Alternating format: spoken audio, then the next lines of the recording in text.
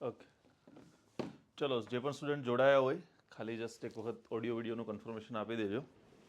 Voice તમને clear આવી રહ્યો છે, વિડીયો તમને ક્લિયર આવી રહ્યો છે.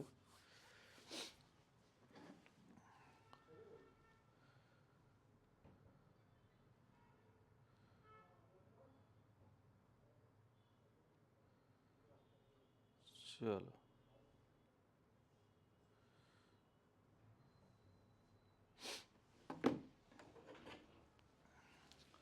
તો આપણે એસટીઆઈ રિવિઝન વર્કશોપ તમે કહી શકો આને.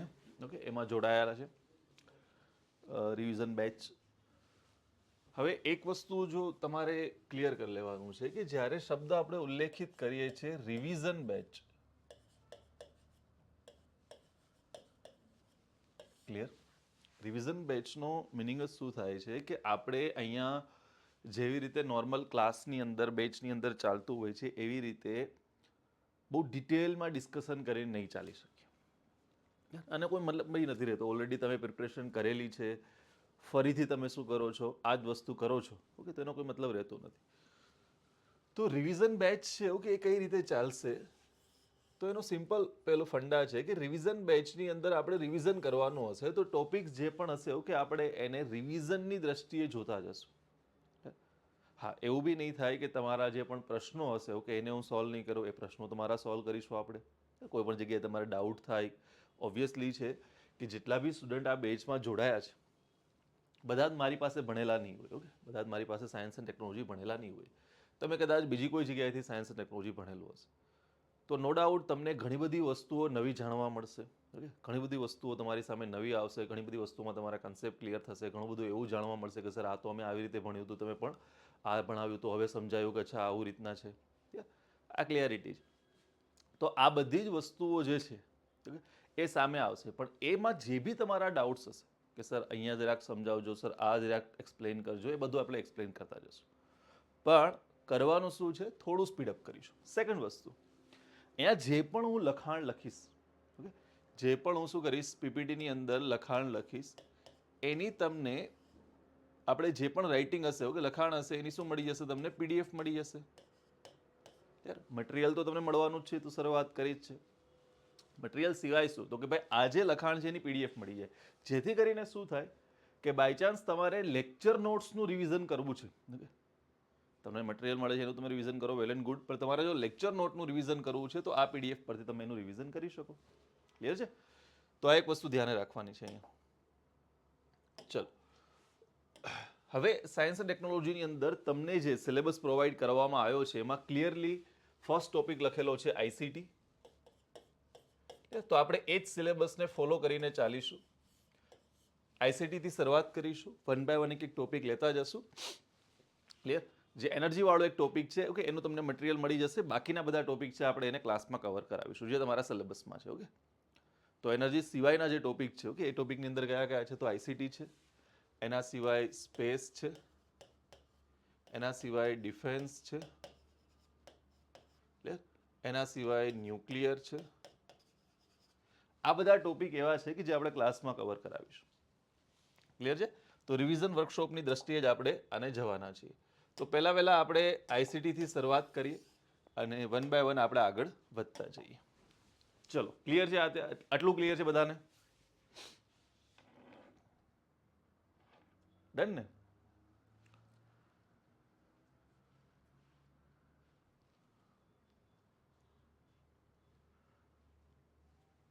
ચલો, હવે આઈસીટીની અંદર ઘણી બધી વસ્તુઓ આવે છે. આપણે ડાયરેક્ટલી શું કરીએ છીએ, એ પોર્શનને ઉપાડીએ છીએ કે જે આપણી એક્ઝામની દ્રષ્ટિએથી કામનો છે. ઓકે, તો પહેલો તમે જે ટોપિક જનરલી હું જે ક્લાસમાં ભણાવતો હોઉં છું એ જ ટોપિકનું તમને એક પ્રકારે રિવિઝન જેવું કરાવો.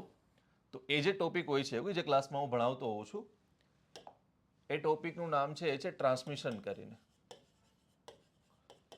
આ ટોપિકમાંથી ઘણી બાબતો એવી છે, ટ્રાન્સમિશનને તમે કહી શકો છો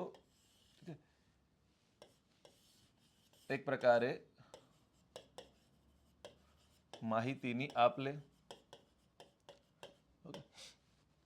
આજે માહિતીની આપ-લે કરવાની છે. જો આઈસીટી શેના ઉપર આખે આખું આધારિત છે, આઈસીટીની અંદર થાય છે શું કે ભાઈ ડેટા એક જગ્યાએથી બીજી જગ્યાએ મોકલવામાં આવે છે, એક જગ્યાએથી બીજી જગ્યાએ ડેટા મોકલવામાં આવે છે, બીજી જગ્યાએથી આ જગ્યાએ માહિતીની જ આપલે થઈ રહી છે ઓનલાઈન. ઓકે, આઈસીટી એટલે બીજું કશું જ નથી. ઓકે, એક પ્રકારે ટેકનોલોજીનો મતલબ જ શું થાય છે કે ઇન્ફોર્મેશન ટેકનોલોજીનું કે ભાઈ માહિતીની આપલે થઈ રહી છે એક જગ્યાએથી બીજી જગ્યાએ. તો એ જ જે માહિતીની આપલે છે મિત્રો, એના વિશે જ શું જોવા મળે છે તમને, આ ટ્રાન્સમિશન વાળો પોઈન્ટ જોવા મળે છે. હવે આની અંદર ધ્યાને શું રાખવાનું છે, તો આની અંદર 3 પોર્શન હોય છે જે આપણે બહુ સ્પીડમાં શીખી લઈએ. એકને આપણે બોલીએ છીએ ચેનલ, એકને આપણે બોલીએ છીએ માધ્યમ, અને એકને આપણે બોલીએ છીએ નેટવર્ક.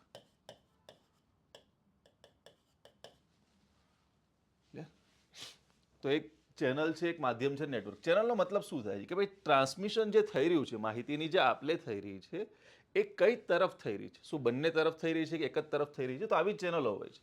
પહેલી વહેલી ચેનલને આપણે કહીએ છીએ સિમ્પ્લેક્સ ચેનલ. સિમ્પલ ક્વેશ્ચન તમારી સામે હશે કે ભાઈ નીચેનામાંથી સિમ્પ્લેક્સ ચેનલનું એક્ઝામ્પલ કયું છે, શોધીને કાઢો. અથવા તો કોઈ બી એક નામ આપશે ને કહેશે કે આ કયા પ્રકારની ચેનલનું એક્ઝામ્પલ છે. તો સિમ્પ્લેક્સ ચેનલમાં શું થાય છે, આ કેવી હોય છે, એક તરફી હોય છે. એક તરફી હોય છે. ઓકે, એટલે આમાં એક જ તરફ પ્રસારણ થતું હોય છે. પ્રસારણ એ ટુ બી તરફ જ થતું હોય છે, બી થી પાછું એ તરફ પ્રસારણ આવી શકતું નથી. એટલા માટે આને ક્યારેક ક્યારેક શું કહેવામાં આવે છે, આને બોલવામાં આવે છે બ્રોડકાસ્ટિંગ. ઓકે, જેને આપણે ગુજરાતીમાં બોલતા હોઈએ છીએ પ્રસારણ. પ્રસારણ ક્યાં થતું હોય છે, ડેફિનેટલી તમને બધાને એક્ઝામ્પલ આના ખ્યાલ હશે, જેમ કે ટીવી છે, રેડિયો છે. તો આ બધા શું છે, એવી વસ્તુ છે કે જ્યાં પ્રસારણ થાય છે. ઓકે, ટીવી અને રેડિયોમાં જેવી વસ્તુ આવી રહી છે આપણે જોવી પડે છે, આપણે એને ચેન્જ કરી શકતા નથી. તો આ એવી ચેનલ છે કે જેમાં એક જ તરફ પ્રસારણ થઈ શકે છે. ઓકે, સામેથી પાછું જો સમજો કે બી ને પાછું આ તરફ મોકલવું હશે તો બી મોકલી શકશે નહીં. ઓકે, આપણે ટીવી પર આવેલી રહેલું જે પણ પ્રસારણ છે, કોઈ મૂવી આવી રહ્યું છે, કોઈ એડવર્ટાઇઝ આવી રહી છે, આપણે જોવી જ પડશે.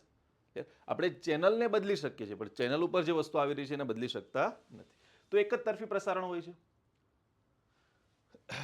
એના પછી ઓકે, પછી આવે છે હાફ ડુપ્લેક્સ. હાફ ડુપ્લેક્સમાં શું હોય છે,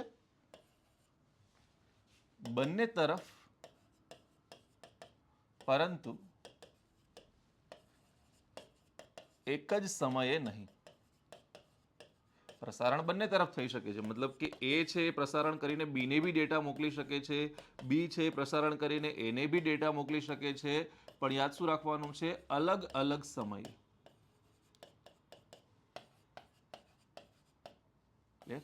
અલગ અલગ સમયે શું કરી શકે છે, ડેટા મોકલી શકે છે, એક સાથે નથી મોકલી શકતા. આનું બેસ્ટ એક્ઝામ્પલ વોકી ટોકી. ને બધાને ખ્યાલ જ છે, વોકી ટોકી તમે લોકોએ જોયું હોય. ના, નોટ્સ લખવાની જરૂર નથી. કારણ કે શું થશે કે તમે અત્યારે જો નોટ્સ લખવા બેસશો તો તકલીફ એ થશે કે તમે આમાં સ્પીડમાં નહીં ચાલી શકીએ આપણે. સમજો કે તમે નોટ્સ લખવામાં દર વખતે શું કરો છો, 2-4 મિનિટ આપણે ટોપિક વેસ્ટ થશે, ખોટો ઓકે, ટાઈમ વેસ્ટ થશે. બેટર એ છે તમે નોટ્સ બનાવો. ઓકે, પછી શું કરો, આની જે પીડીએફ મળે છે તમને, આ જે પણ લખાણ છે એની તમને પીડીએફ મળે, તો એ પીડીએફમાંથી જ નોટ્સ બનાવી લો, બનાવવી હોય તો. અધરવાઇઝ નથી બનાવવી, ઓકે, તો બસ એ પીડીએફને તમારી સાથે રાખો રિવિઝન માટે. અને પછી બી એવું થાય કે સર હજી થોડી ઘણી એક્સ્ટ્રા નોટ્સ બનાવી છે, તો આ પીડીએફમાંથી નોટ્સ બનાવો અને લેક્ચરને ફરીથી એક વખત રિવિઝન માટે જોઈ લો. કેમ કે તમારી પાસે સમય તો ઘણો બધો છે પ્રિલિમ્સ પહેલાં. ઓકે, તમારી એક્ઝામ છે એની પહેલાં ઘણો બધો સમય છે, તો ત્યાં સુધીમાં રિવિઝન માટે એક વખત ફરીથી લેક્ચરને જોઈ લો, તો નોટ્સ બી બની જશે તમારી. કારણ કે અહીંયા હું તમને નોટ્સ બી બનાવું એટલા જ માટે જો 2 વસ્તુ આપણે રાખી છે આ વખતે આ બેચની અંદર, કે એક તો તમને આ પીડીએફ બી મળશે ને તમને મટીરિયલ સેપરેટલી મળશે. મટીરિયલ સેપરેટ એટલા જ માટે રાખ્યું છે કે આ તમારે નોટ્સ ના બનાવવી પડે. ક્લિયર? તો આ એક વસ્તુ યાદ રાખવાની છે, walkie talkie best example. Walkie talkie તમે ક્યારેય બી એક્ઝામ્પલ જોયું હોય એનું, ઓકે, તો જ્યારે એક વ્યક્તિ વાત કરી રહ્યો છે ત્યારે સામે વ્યક્તિ બોલી શકતો નથી. એ ફોન જેવું નથી. ઓકે, આ વ્યક્તિ બોલવાનું બંધ કરશે પછી શું થશે, સામેવાળો વ્યક્તિ બોલી શકશે. કેમ કે એમાં શું થઈ રહ્યું છે, એક આવૃત્તિ ઉપર પ્રસારણ થઈ રહ્યું છે. તો પ્રસારણ એ જ આવૃત્તિ ઉપર બંને તરફ થઈ શકે છે, પણ તકલીફ શું છે કે જ્યાં સુધી એક તરફથી પ્રસારણ થઈ રહ્યું છે ત્યારે સામેવાળો પ્રસારણ કરી શકશે નહીં. થર્ડ જે છે આની અંદર આવે છે, ઓકે મિત્રો, એને આપણે બોલીએ છીએ ફૂલ ડુપ્લેક્સ. ફૂલ ડુપ્લેક્સ જે છે, ઓકે, આમાં શું થઈ શકે છે, બંને તરફી છે, આ એક જ સમયે બંને તરફ પ્રસારણ થઈ શકે છે ને એ બી એક જ સમયે. મતલબ કે તમે આ પ્રકારની કોઈક નિશાની દર્શાવી હોય તો દર્શાવી શકો છો કે બંને તરફ પ્રસારણ થઈ શકે છે, એ બી એક જ સમયે. ઓકે, અને આનું બેસ્ટ એક્ઝામ્પલ તમને બધાને ખ્યાલ જ છે. મોબાઈલ ફોન લઈ લ્યો, ઓકે, સેલ ફોન લઈ લ્યો, પછી તો તમે વોટ્સઅપ કોલ ને દરેક વસ્તુ લઈ શકો છો. ઓકે, મોબાઈલ ફોનથી તમને ખ્યાલ છે બંને તરફ પ્રસારણ એકસાથે આપણે કરી શકીએ છીએ. કે ટેલિફોન હોય, સેલ ફોન હોય, દરેક વસ્તુ આવી જશે. તો આ વાત હતી ચેનલોની. અચ્છા સર, ચેનલો તો ચલો સમજાઈ ગઈ, પણ આ તમે જે આ માધ્યમ લખ્યું એ શું છે એ જરા સમજાવો. ચલો એને સમજી લઈએ ફટાફટ. માધ્યમ, ઓકે, જેને આપણે ઇંગ્લિશમાં બોલીએ છીએ મીડિયમ. હવે આપણે વાત તો કરી કે સર કઈ તરફ પ્રસારણ થાય છે, એક તરફ પ્રસારણ થાય છે કે બંને તરફ થાય છે, ઓકે, આ બધી વસ્તુની વાતચીત કરી. પણ આ પ્રસારણ જે થાય છે એ શેની મદદથી થાય છે? કોઈ ત્યાં કેબલ જોડેલો છે કે કોઈ વાયરલેસ જોડાણ કરેલું છે વાઈફાઈની મદદથી કે બ્લૂટૂથની મદદથી? શેની મદદથી આ બધી વસ્તુઓ થઈ રહી છે? ઓકે, માહિતીની આપલે શેની મદદથી થઈ રહી છે? તો માધ્યમ આવશે એની અંદર. માધ્યમની અંદર પહેલું જે માધ્યમ આવશે મિત્રો, એ વાયર વાળું માધ્યમ આવશે.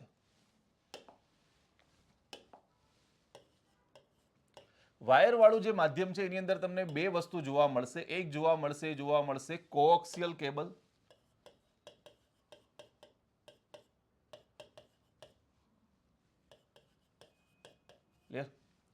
અને સેકન્ડ તમને જોવા મળશે fibre optic cable. Coaxial cable અને ફાઈબર ઓપ્ટિક કેબલ. આ વાયર વાળા માધ્યમની વાત થાય છે. બીજું લઈ લ્યો વાયર રહિત માધ્યમ. આને આપણે વાયર્ડ મીડિયમ બોલીએ છીએ, આને આપણે વાયરલેસ મીડિયમ બોલીએ છીએ. તો વાયર રહિત જે છે, ઓકે, એની અંદર શેનો સમાવેશ થાય છે? તો તમે કહેશો સર એક સૌથી નાનામાં નાનું NFC છે. ઓકે સર, એનાથી મોટું કયું છે? તો બ્લૂટૂથ છે.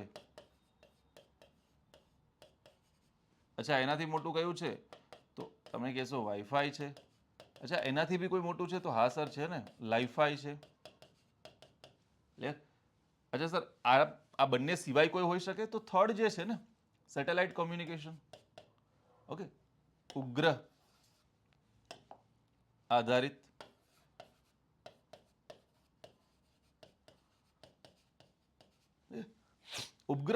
જે છે આની અંદર શું આવે છે? સેટેલાઇટ કોમ્યુનિકેશન આવે. અહીંયા સૌથી સારામાં સારું શું આવે? તો ભાઈ ઉપગ્રહ સંચાર આવે. ઓકે, અને શું આવે? ઉપગ્રહ ઇન્ટરનેટ આવે.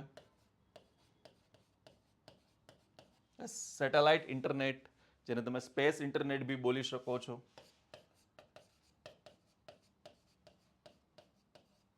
તો એ અહીંયા આવશે. તો આ માધ્યમો છે.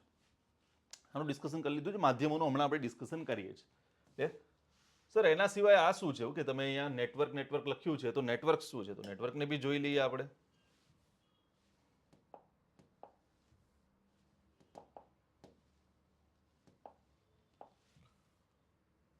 નેટવર્ક શું છે? ઓકે, એને બી જોઈ લઈએ ફટાફટ. ચલો,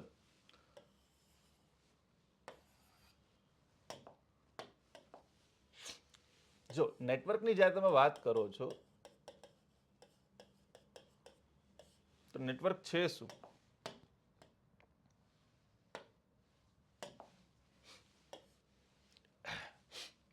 નેટવર્કનો મતલબ શું થાય છે કે ભાઈ ચલો માહિતીની આપલે કઈ દિશામાં થાય છે એ સમજી લીધું. કયા માધ્યમની મદદથી થાય છે? વાયર વાળું છે, વાયરલેસ છે, બ્લૂટૂથ છે, વાઈફાઈ છે, શેની મદદ થાય એ બી સમજી લીધું. પણ કેટલા વિસ્તાર પૂરતી થાય છે? માધ્યમ સમજ્યું, પણ નેટવર્ક કોની સાથે જોડાયેલું છે? આ જોડાયેલું છે ડાયરેક્ટલી, તમે કહી શકો છો કે આ જોડાયેલું છે વિસ્તાર સાથે. કેટલા વિસ્તારમાં આ માહિતીની આપલે થઈ રહી છે? શું એક ઘર પૂરતી છે લિમિટેડ? શું એક ઓફિસ પૂરતી લિમિટેડ છે? શું એક શહેર પૂરતી લિમિટેડ છે? શું એક દેશ પૂરતી લિમિટેડ છે? સમજાયું? તો એના આધારે શું બનશે? નેટવર્ક બનશે. સૌથી નાનામાં નાનું જે નેટવર્ક છે મિત્રો, કે એને આપણે બોલીએ છીએ BAN. It's called body area network.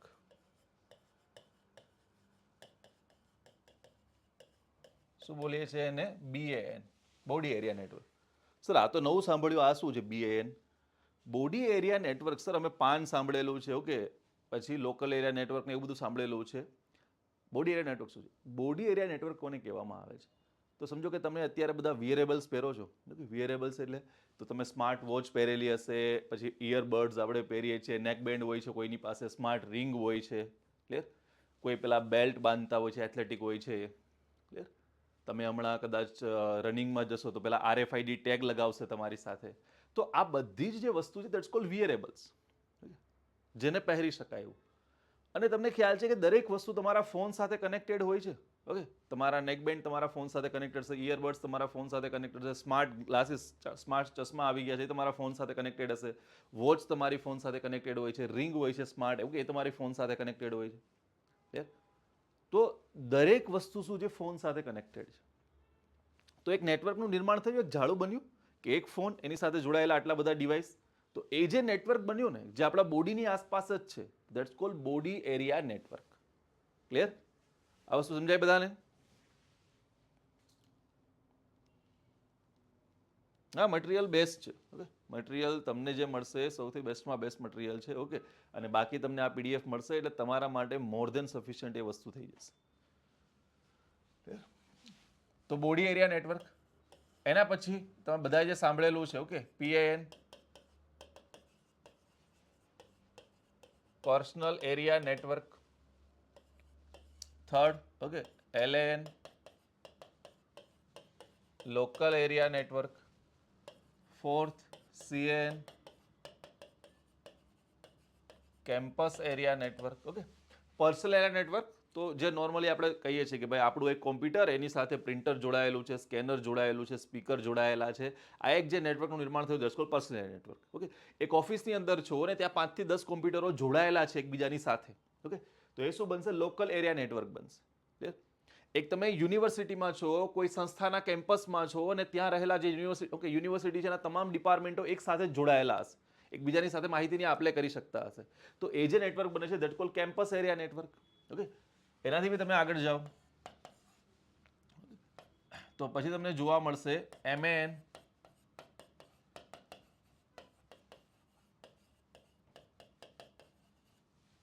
It's called metropolitan area network. હવે આ શું કહેવા માંગે છે metropolitan area network? Metropolitan area network કહેવા માંગે છે કે અહીંયા શું છે, તમે એક સિટીની વાત કરી રહ્યા છો, એક શહેરની વાત કરી રહ્યા છો. એક્ઝામ્પલ તરીકે સમજો આને. માની લો કે અમદાવાદ સિટીની તમે વાત કરો છો, તો અમદાવાદ શહેરની અંદર ઘણા બધા શું છે, ટ્રાફિકના સિગ્નલ હશે. ઓકે, આ બધા જ ટ્રાફિકના સિગ્નલનું જે મેઇન એક RTOની ઓફિસ હશે ત્યાંથી હેન્ડલિંગ થતું હશે. ઓકે, ટ્રાફિકની જે ઓફિસ હશે ત્યાંથી બધું હેન્ડલિંગ થતું હશે. તો આ શું થયું કે જે ટ્રાફિકની ઓફિસ છે ત્યાંથી બધું જો હેન્ડલિંગ થાય છે, તે બધા ટ્રાફિકના સિગ્નલો અલગ અલગ આખા શહેરમાં વહેંચાયેલા છે, તો બધા જોડાયેલા છે એક જગ્યાએ. તો that's call metropolitan area network. એક શહેર પૂરતું જ લિમિટેડ છે, પણ એને કહેવામાં આવે છે. તો એના સિવાય માની લો કે શહેરની અંદર, એક જ શહેરની અંદર ઘણા બધા CCTV કેમેરા લાગેલા છે. એ બધા જ CCTV કેમેરાને પોલીસનું જે હેડક્વાર્ટર છે ત્યાંથી શું કરવામાં આવે છે? હેન્ડલિંગ કરવામાં આવે છે. એને બી તમે MAN કહી શકો છો. સમજાય તમને વાત? ક્લિયર? તો આ MAN છે. ઓકે, એક જ સિટીમાં લાગેલા જે તમામ ATMs છે, ઓકે, એને બી તમે શું કહી શકો છો? MAN નેટવર્ક કહી શકો છો. ક્લિયર? તો આ બધા જ જે વાત કરી રહ્યા છે that's called metropolitan area network. Clear? એના પછી તમે આવો છો 6 નંબર પર, તો it's called WAN, wide area network. Wide area network છે ને, ઓકે, એ મોટા વિસ્તારને દર્શાવે છે. હવે મોટો વિસ્તાર એટલે કેટલો મોટો? તો ગમે એટલો મોટો હોઈ શકે. એક્ઝામ્પલ તરીકે એ જે મોટો વિસ્તાર છે, ઓકે, એ 5 થી 10 શહેરોને ભેગા કરીને એક હોઈ શકે, 5 થી 10 રાજ્યોને ભેગા કરીને એક હોઈ શકે. ઓકે, ઇવન દેશો, 5 થી 10 દેશને બી ભેગા કરીને એક શું હોઈ શકે છે? નેટવર્ક હોઈ શકે છે. તો નેટવર્કની કોઈ સીમા નથી ત્યાં. પણ વિસ્તાર છે એ ખૂબ મોટો હોવો જોઈએ એવું કહેવા માંગે છે. જે વાઇડ એરિયા નેટવર્ક છે એ વસ્તુ એવી જણાવે છે. હવે હું તમને એક્ઝામ્પલ ચલો આનું બી આપું. માની લો કે તમે રેલવે, વેસ્ટર્ન રેલવે, ઓકે, આવું સાંભળેલું જ છે બધાએ, પશ્ચિમ રેલવે. હવે આપણી જે રેલવે છે, આપણી જે ટ્રેનો છે, ઓકે, તો એમાં જે એને સેગમેન્ટ પાડેલા છે કે વેસ્ટર્ન રેલવે એક જગ્યાએ, બીજી રેલવે એક જગ્યાએ. તો સમજો કે વેસ્ટર્ન રેલવે છે, ઓકે, તો વેસ્ટર્ન રેલવે છે, ઓકે, આ રેલવે ઘણા બધા રાજ્યોમાંથી પસાર થાય છે. ઓકે, તમે ગુજરાત લઈ લો, રાજસ્થાન લઈ લો, ઇવન મહારાષ્ટ્ર લઈ લો, ઘણા બધા રાજ્યોમાંથી પસાર થાય છે અને ઘણી બધી ટ્રેનો ચાલે છે. તો આ બધી જ જે ટ્રેનો છે એનું એક જ જગ્યાએથી શું થતું હોય છે? હેન્ડલિંગ થતું હોય છે. કે ભાઈ કઈ ટ્રેન કઈ જગ્યાએ પહોંચી છે, કેટલો સમય લાગશે, કેટલી સ્પીડમાં છે, કઈ જગ્યાએ આ ટ્રેનનું ક્રોસિંગ થવાનું છે, દરેક પ્રકારનું હેન્ડલિંગ એક જગ્યાએથી થઈ રહ્યું છે. દરેક ટ્રેનોમાં શું લગાવેલા, ટ્રેકર લગાવેલા હોય છે. તો આજે આખું નેટવર્ક બન્યું, that's cold wide area network. Okay, ગુજરાતનું બી એક સરકારનો પ્રોજેક્ટ છે, ઇટ્સ કોલ્ડ GSWAN કરીને, Gujarat state wide area network કરીને. ક્લિયર? પછી માની લો કે બીજા બી તમે એક્ઝામ્પલ લઈ શકો છો. એક્ઝામ્પલ તરીકે જેમ કે ગુજરાત સરકારે શું કરેલું છે કે જેટલા બી આપણા યાત્રાધામો છે અને મુખ્ય જિલ્લા મથકો છે, ઓકે, ગુજરાતના જિલ્લાના જે પણ મુખ્ય મથકો છે, ઓકે, અને જેટલા બી યાત્રાધામો છે, દરેક જગ્યાએ CCTV લગાવેલા છે. અને આ CCTVનું હેન્ડલિંગ થાય છે ગાંધીનગરથી. ગાંધીનગર ત્રિનેત્ર જે આવેલું છે ત્યાંથી શું થાય છે, આખા જે બધા CCTV છે એનું હેન્ડલિંગ થાય છે. તો આખા રાજ્યમાં જેટલી બી વસ્તુ એક્ટિવિટી થાય છે બધુંનું હેન્ડલિંગ શું થાય છે, એક જ જગ્યાએથી થાય છે. That's cold wide area network. તો આ પ્રકારના ઘણા બધા એક્ઝામ્પલ તમારી સામે અહીંયા મળી શકે છે. પણ આ જે વાઇડ એરિયા નેટવર્ક છે, ઓકે, એ જ્યારે શું થઈ જાય છે, વૈશ્વિક બની જાય છે, ઓકે, આખા વિશ્વમાં ફેલાયેલું છે, તો પછી એને જ બોલવામાં આવશે it's called global area network. શું કહેશું આપણે એને? Global area network. ઓકે, અને આ ગ્લોબલ એરિયા નેટવર્કનું બેસ્ટ એક્ઝામ્પલ કયું છે? તો સર આનું સૌથી બેસ્ટ એક્ઝામ્પલ છે એ છે ઇન્ટરનેટ. ઇન્ટરનેટ કઈ રીતે આનું એક્ઝામ્પલ બન્યું? કારણ કે ઇન્ટરનેટ શું છે, ઓકે, ઇન્ટરનેટ પણ એક નેટવર્ક છે. આપણે જ્યારે ઇન્ટરનેટ શબ્દ યુઝ કરતા આપણા માઇન્ડમાં શું આવે? તો ભાઈ વેબસાઇટ ને, ગૂગલ ને, યુટ્યુબ ને, ઇન્સ્ટાગ્રામ ને, આ બધું. એ ખરેખર ઇન્ટરનેટ નથી. બોલચાલની ભાષામાં આપણે એને ઇન્ટરનેટ કહી દઈએ, પણ ઇન્ટરનેટ એ નથી. ઇન્ટરનેટનો મતલબ શું થાય? Interconnected network. એક નેટવર્કની વાત કરે છે, મતલબ કે જોડાણની વાત કરે છે. ઓકે, માની લો કે તમે એક ઓફિસમાં છો અને ઓફિસમાં 10 કોમ્પ્યુટરો એકસાથે જોડાયેલા છે. આ 10 કોમ્પ્યુટરો શું કરી શકે છે? એકબીજાની સાથે માહિતીની આપ-લે કરી શકે છે. એવી જ રીતે ઇન્ટરનેટ પર બી કોમ્પ્યુટરો જોડાયેલા છે. કોમ્પ્યુટરો જોડાયેલા છે, મોબાઈલ ફોન જોડાયેલા છે, દરેક વસ્તુ જોડાયેલી છે. પણ અહીંયા 10 નથી, અહીંયા શું છે, કરોડોની સંખ્યામાં છે. અને આ જ જે કરોડોની સંખ્યામાં રહેલા કોમ્પ્યુટર કે મોબાઈલ ફોન છે, કે એ બધા એકબીજાની સાથે માહિતીની આપ-લે કરી શકે છે. કારણ કે એ બી શું છે, જોડાયેલા છે. કેવી રીતે? આઈધર વાયરલેસલી જોડાયેલા છે અથવા તો વાયર સાથે જોડાયેલા છે. આપણે કે સર મારો ફોન છે અમેરિકામાં રહેલું જે કોમ્પ્યુટર છે એની સાથે કેવી રીતે જોડાયેલો છે? ઓકે, તો કેવી રીતે જોડાયેલો? કે તમારો ફોન છે તમારા નજીકનું જે ટાવર છે, ઓકે, એની સાથે જોડાયેલો છે. અને એ ટાવર જે છે, ઓકે, એ કેબલની મદદથી શું જોડાયેલો છે?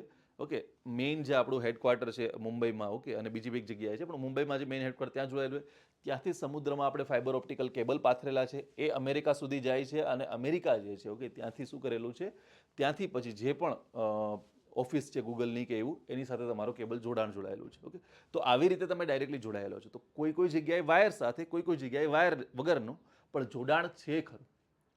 અને આ જોડાણ ક્યાં સુધી રહેશે? કે જ્યાં સુધી તમે ડેટા ચાલુ રાખો છો, ઉપરના ડેટા ચાલુ રહેશે ત્યાં સુધી તમારું જોડાણ રહેશે. જેવી રીતે તમે ડેટા બંધ કર્યા, ઇન્ટરનેટ સાથેનું તમારું જોડાણ શું થઈ ગયું? કટ થઈ ગયું.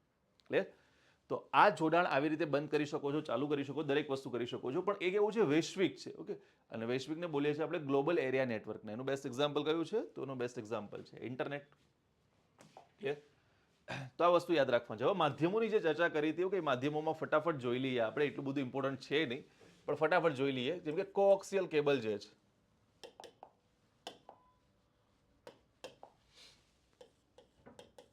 જો કોએક્સિયલ કેબલ પહેલા ખુલ્લા તારનો ઉપયોગ કરવામાં આવતો હતો.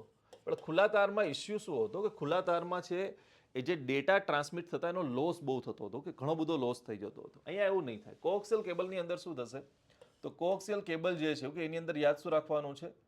કે આની અંદર જે કોર હશે, ઓકે, અથવા તો આની અંદર શું હશે? કોપરનો તાર હશે, ઓકે, અને તેના પર ટેફલોનનું આવરણ હશે. આ પ્રકારનો કોએક્સિયલ કેબલ તમને જોવા મળશે. પણ અહીંયા યાદ શું રાખવાનું છે? માહિતીનો જે સંચાર કરે છે, ઓકે, આ માહિતીની જે આપ-લે કરે છે એ ઇલેક્ટ્રિકલ સિગ્નલ સ્વરૂપે કરે છે. જે ઇલેક્ટ્રિકલ સિગ્નલ હોય એ સ્વરૂપે માહિતીની આપ-લે કરે છે. પણ એની સામે તમારી સામે આવી જશે ફાઇબર ઓપ્ટિકલ કેબલ.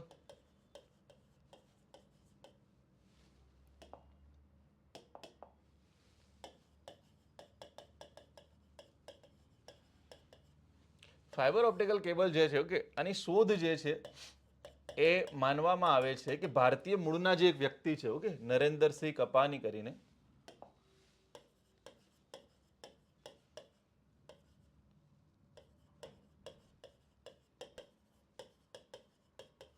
એમના દ્વારા કરવામાં આવી હતી. ઓકે, એ ભારતીય મૂળના છે અને એ જે છે ઓકે એ સાયન્ટિસ્ટ જે છે એ અમેરિકામાં જઈને વસ્યા હતા, એટલા માટે આપણે ભારતીય મૂળના બોલીએ છીએ. તો એને આ ઉપર શું કરવામાં આવે છે, આ જે શોધ છે ઓકે એ શોધનો ફાળો એમને આપવામાં આવે છે. તો એ શોધ એણે કરી હતી. ચાલ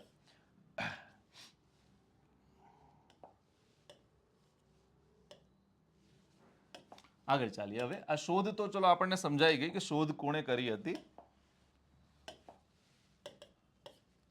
હવે આની અંદર છે શું, તો તમને ખ્યાલ છે ફાઇબર ઓપ્ટિકલ કેબલ શું કરે છે, પૂર્ણ આંતરિક પરાવર્તન જે છે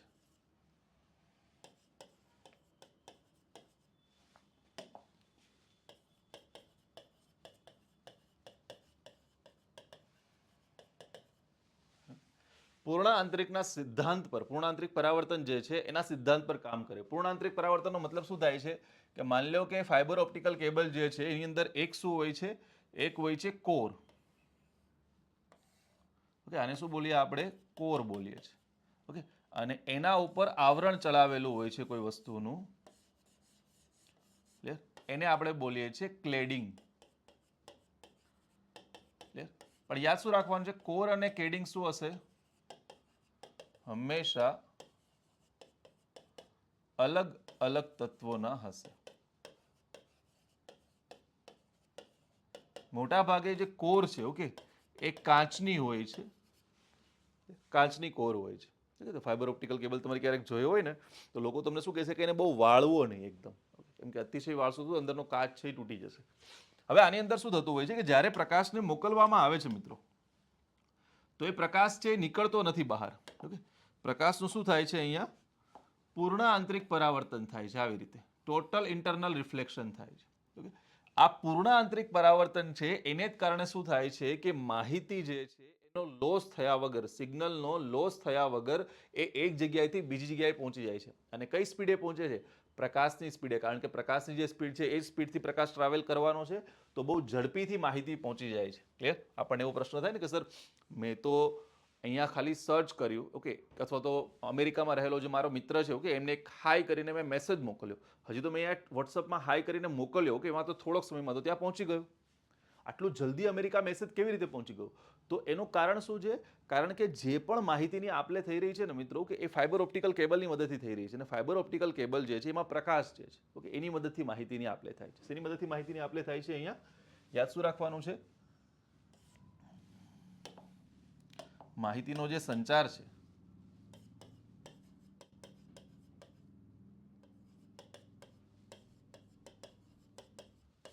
એ થાય છે પ્રકાશની મદદથી. અહીંયા જેવી રીતે ઇલેક્ટ્રિકલ સિગ્નલ સ્વરૂપે થતો હતો, અહીંયા પ્રકાશની મદદથી થાય છે, તે પ્રકાશ સ્વરૂપે થાય છે.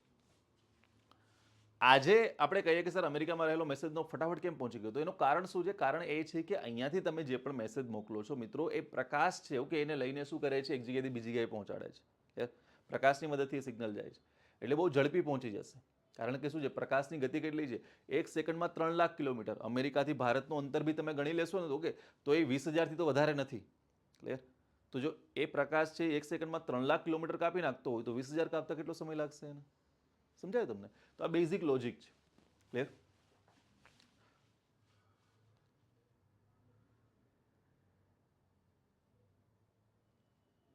હા હા, બસ બસ કોઈ ચિંતા ના કરો તમે તમારે.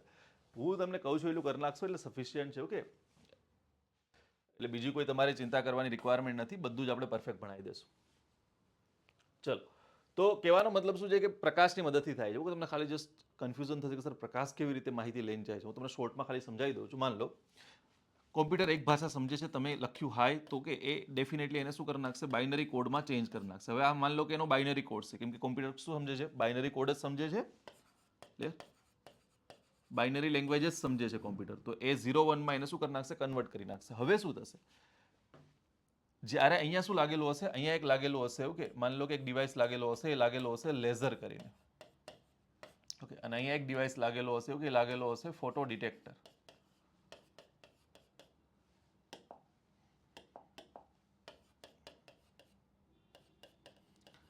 એક જગ્યાએ લેઝર લાગેલું છે, એક જગ્યાએ ફોટો ડિટેક્ટર લાગેલું છે. હવે શું થશે, જ્યારે લેઝરને મોકલવાનું છે 0, સામેની સાઈડ 0 મોકલવાનું છે ત્યારે એ બંધ રહેશે. ઓકે, જ્યારે 1 મોકલવાનું છે ત્યારે શું થશે, લેઝર છે એ ચાલુ થશે, તો પ્રકાશનો એક ટુકડો મોકલશે. ફરીથી પાછું 1 મોકલવાનું છે ત્યારે સારું થશે. ઓકે, 0 મોકલ ત્યારે બંધ રહેશે. હવે આવી રીતે શું થશે, જો ફોટો ડિટેક્ટરમાં કોઈ પ્રકાશ નથી પકડાતો તો એ સમજી લેશે 0, પ્રકાશ આવ્યો તો સમજશે 1. ઓકે, પ્રકાશ આવ્યો તો સમજશે 1, પ્રકાશ નથી આવ્યો તો સમજશે 0, પ્રકાશ આવ્યો તો સમજશે 1. આ એક્ઝેક્ટ જે 0 1 હતા, બાઇનરી ડિજિટ હતા, એવા જ બાઇનરી ડિજિટ બની ગયા. પછી એ જે કોમ્પ્યુટરને કે મોબાઈલને તમે મોકલેલો છે એ શું કરશે, પોતાનો પ્રોસેસિંગ પાવર ઉપયોગ કરીને આને કન્વર્ટ કરી નાખશે જે મેસેજ તમે લખ્યો તો એમાં. તો હાય મેસેજ તમે અહીંયા લખ્યો ત્યાં પહોંચી ગયો. બસ આવી રીતે સંચાર કરવામાં આવે છે. તો આ ફાઇબર ઓપ્ટિકલ કેબલ છે. ઓકે, એની અંદર યાદ શું રાખવાનું છે, કોર અને ક્લેડિંગ હંમેશા અલગ તત્વના હશે. કોર મોટા ભાગે કાચની બનેલી હોય છે. નરેન્દ્રસિંહ કપાનીએ એને શોધ કરી હતી અને પૂર્ણ આંતરિક પરાવર્તનના સિદ્ધાંત પર શું કરે છે, આ કાર્ય કરે છે. હવે આવી જાઓ એનએફસી પર. Okay, it's called near field communication.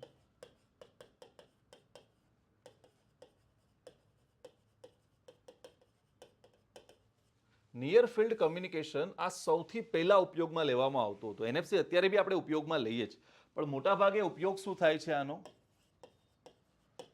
ઉપયોગ થાય છે મુખ્યત્વે શું થાય છે, સુરક્ષિત સંચાર માટે.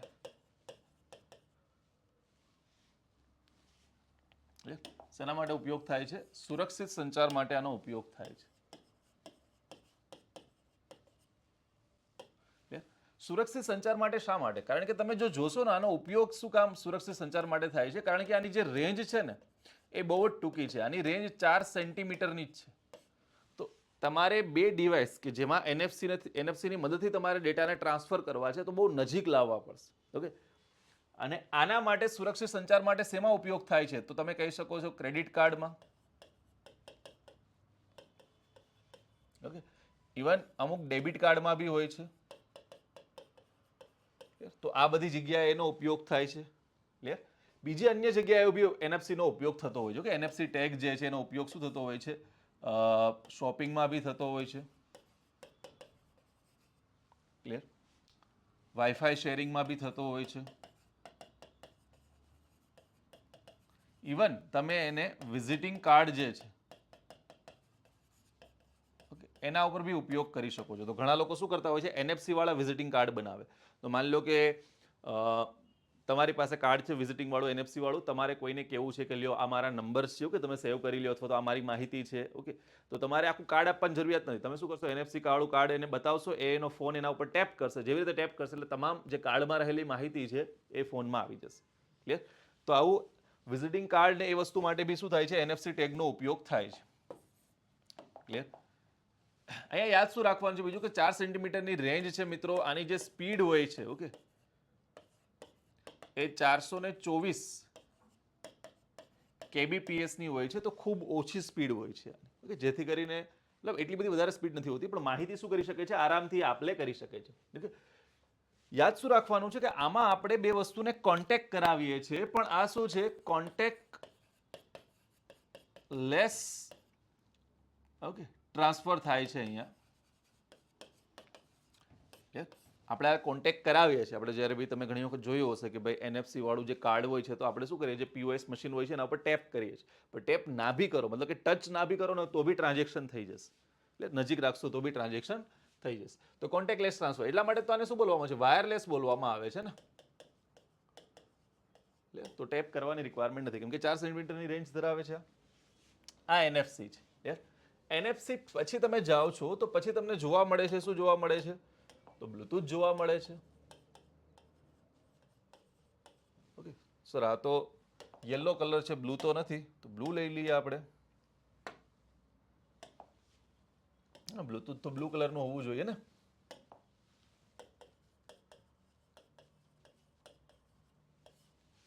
ક્લિયર? તો બ્લૂટૂથ બ્લુ કલરનું હોવું જોઈએ. તો બ્લૂટૂથ લઈ લઈએ આપણે. ઓકે, બ્લૂટૂથ જે છે ઓકે, એની શોધ એવું માનવામાં આવે છે કે 1994માં જે ઇરેક્શન કંપની છે એના દ્વારા કરવામાં આવી હતી. સોની ઇરિક્શન કરીને મોબાઈલ બી આવતા, તમે કદાચ ક્યારેક જોયેલા હોય તો એ ઇરિક્શન કંપની દ્વારા કરવામાં આવી હતી. 1994ની અંદર શું થયેલું છે, આની શોધ થયેલું માનવામાં આવે છે. આની જે મિત્રો રેન્જ છે, આની રેન્જ કેટલી છે તો એવું માનવામાં આવે છે કે 10 થી લઈ અને 50 ફૂટ સુધીની આની રેન્જ છે. બહુ ઓછી રેન્જ છે. આની તમે સ્પીડ જોવા જશો તો સ્પીડ તમને રફલી જોવા મળશે કે ભાઈ 1 MB PS જેટલી શું છે આની સ્પીડ છે. તો સ્પીડ ભી ખૂબ ઓછી છે, એટલી બધી વધારે નથી. બીજું શું યાદ રાખવાનું છે કે જે બે ડિવાઇસ જોડાય, અહીંયા બે ડિવાઇસના જોડાણને પેરિંગ કહેવામાં આવે છે.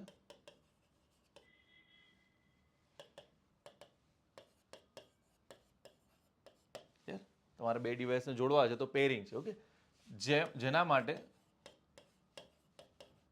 પાસવર્ડ જરૂરી નથી.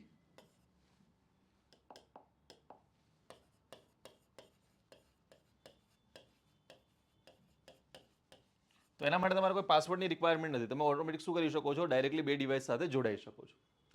તો આ બે ડિવાઇસના જોડાણને આપણે શું બોલીએ છીએ, પેરિંગ બોલીએ છીએ. ઓકે, આ બ્લુટૂથ વિશે યાદ રાખવાનું છે.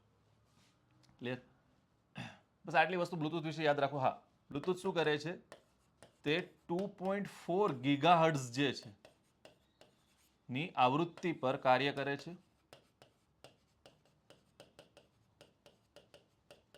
અને અત્યારે તમને ખ્યાલ છે એના વર્ઝનમાં બ્લુટૂથ 5 છે, બ્લુટૂથ 6 છે, એવી રીતે અલગ અલગ વર્ઝન આવતા જાય છે.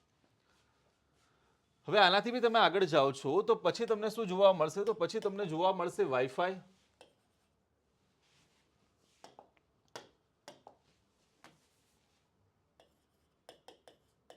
ઓકે, તો આપણે આને બોલીએ છીએ વાયરલેસ ફિડિલિટી. જો આના શોધ પાછળ છે ને કોઈ પર્ટિક્યુલર એક જ વ્યક્તિનું નામ છે એ જોડવામાં નથી આવતું. પર્ટિક્યુલર એક જ વ્યક્તિ હોય આની પાસે એવું જોડવામાં નથી આવતું. તો ઉપર નીચે તમને નામોમાં જોવા મળે છે, પણ તો આપણે એને સાઈડમાં છોડી દઈએ. ઓકે, એ કોણે શોધ કરી. અહીંયા તમને પૂછી લે કે ભાઈ સર આની રેન્જ કેટલી છે, તો આની રેન્જ તમને 10 થી લઈને 50 મીટરની આસપાસ જોવા મળશે. તો ખૂબ સારી રેન્જ હોય છે વાઈફાઈની. ઇવન ક્યારેક ક્યારેક 100 મીટરથી બી વધારે રેન્જ ધરાવતું હોય છે વાઈફાઈ.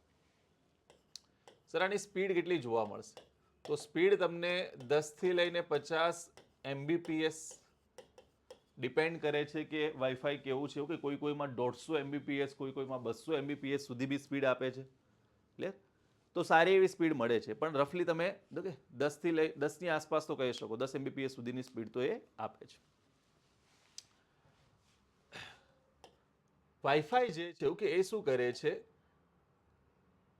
2.5 ગીગાહર્ટ્ઝ થી લઈ અને 5 ગીગાહર્ટ્ઝ સુધીની જે આવૃત્તિ છે, ઓકે, આ આવૃત્તિ પર કાર્ય કરે છે. 2.5 થી લઈને 5 ગીગાહર્ટ્ઝની જે આવૃત્તિ છે, આવૃત્તિ પર કાર્ય કરે. પણ યાદ શું રાખવાનું છે, આ જે પણ આવૃત્તિની આપણે વાતચીત કરી રહ્યા છે મિત્રો, ઓકે, એ રેડિયો તરંગોની છે. ક્લિયર? અહીંયા બી તમારે શું આવશે, રેડિયો તરંગો જ આવશે. એ NFC હોય, એ બ્લુટૂથ હોય કે વાઈફાઈ હોય, બધા કામ શેના પર કરે છે, ઓકે, તો રેડિયો તરંગો પર જ કરે છે. ઓકે, અને આ બી શું કરે છે, રેડિયો તરંગો પર જ કામ કરે છે. તો વાયરલેસ જે પણ વસ્તુ આપણે જોઈએ છે ને, ઓકે, વાયર રહિતની જે પણ વસ્તુ આપણે જોઈએ છે એ બધી રેડિયો તરંગો ઉપર કાર્ય કરતી હશે. તો 2.5 થી 5 ગીગાહર્ટ્ઝની આવૃત્તિ ઉપર કામ કરે છે, રેડિયો તરંગોની આવૃત્તિ ઉપર કામ કરે છે. બે ઉપકરણોનું જે જોડાણ છે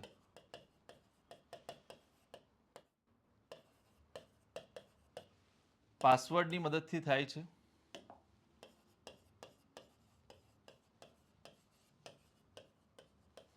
ઓકે, પછી તમને અહીંયા અલગ અલગ પ્રકારની બીજી સેવાઓ જોવા મળે છે. એક્ઝામ્પલ તરીકે એક છે હોટસ્પોટ, વાઈફાઈ હોટસ્પોટ.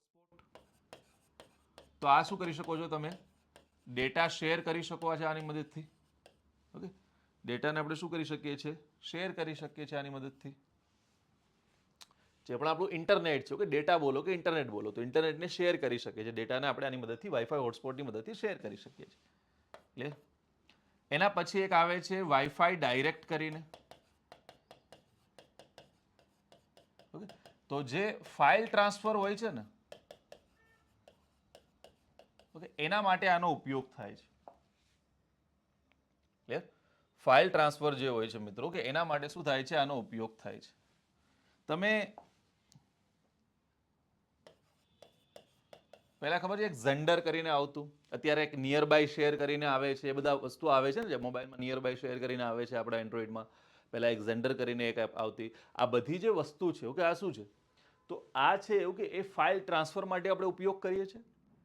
પણ શું તમે જ્યારે ઝેન્ડરથી ફાઇલને ટ્રાન્સફર કરતા તમારે કોઈ પાસવર્ડ નાખવો પડતો? કોઈ પાસવર્ડ નહોતો નાખવો પડતો, તમે ડાયરેક્ટલી કનેક્ટ થતા. તો એ જે ફેસિલિટીનો ઉપયોગ કરતો ને એ વાઈફાઈ ડાયરેક્ટ છે, કે જેની મદદથી ફાઇલ ટ્રાન્સફર થઈ શકે છે. ડેટાને શેર કરવું છે, ઇન્ટરનેટને શેર કરવું છે, તો એના મદદથી હોટસ્પોટની મદદથી એ વસ્તુ થઈ શકે છે. એનાથી આગળ જાઓ, બીજી વસ્તુ તો પછી એક આવે છે વાઈફાઈ કોલિંગ. તો આ શું છે, વાઈફાઈની મદદથી સામાન્ય કોલ લગાવો.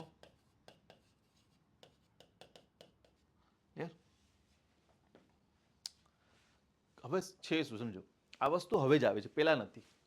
વાઈફાઈ કોલિંગ વાળી છે.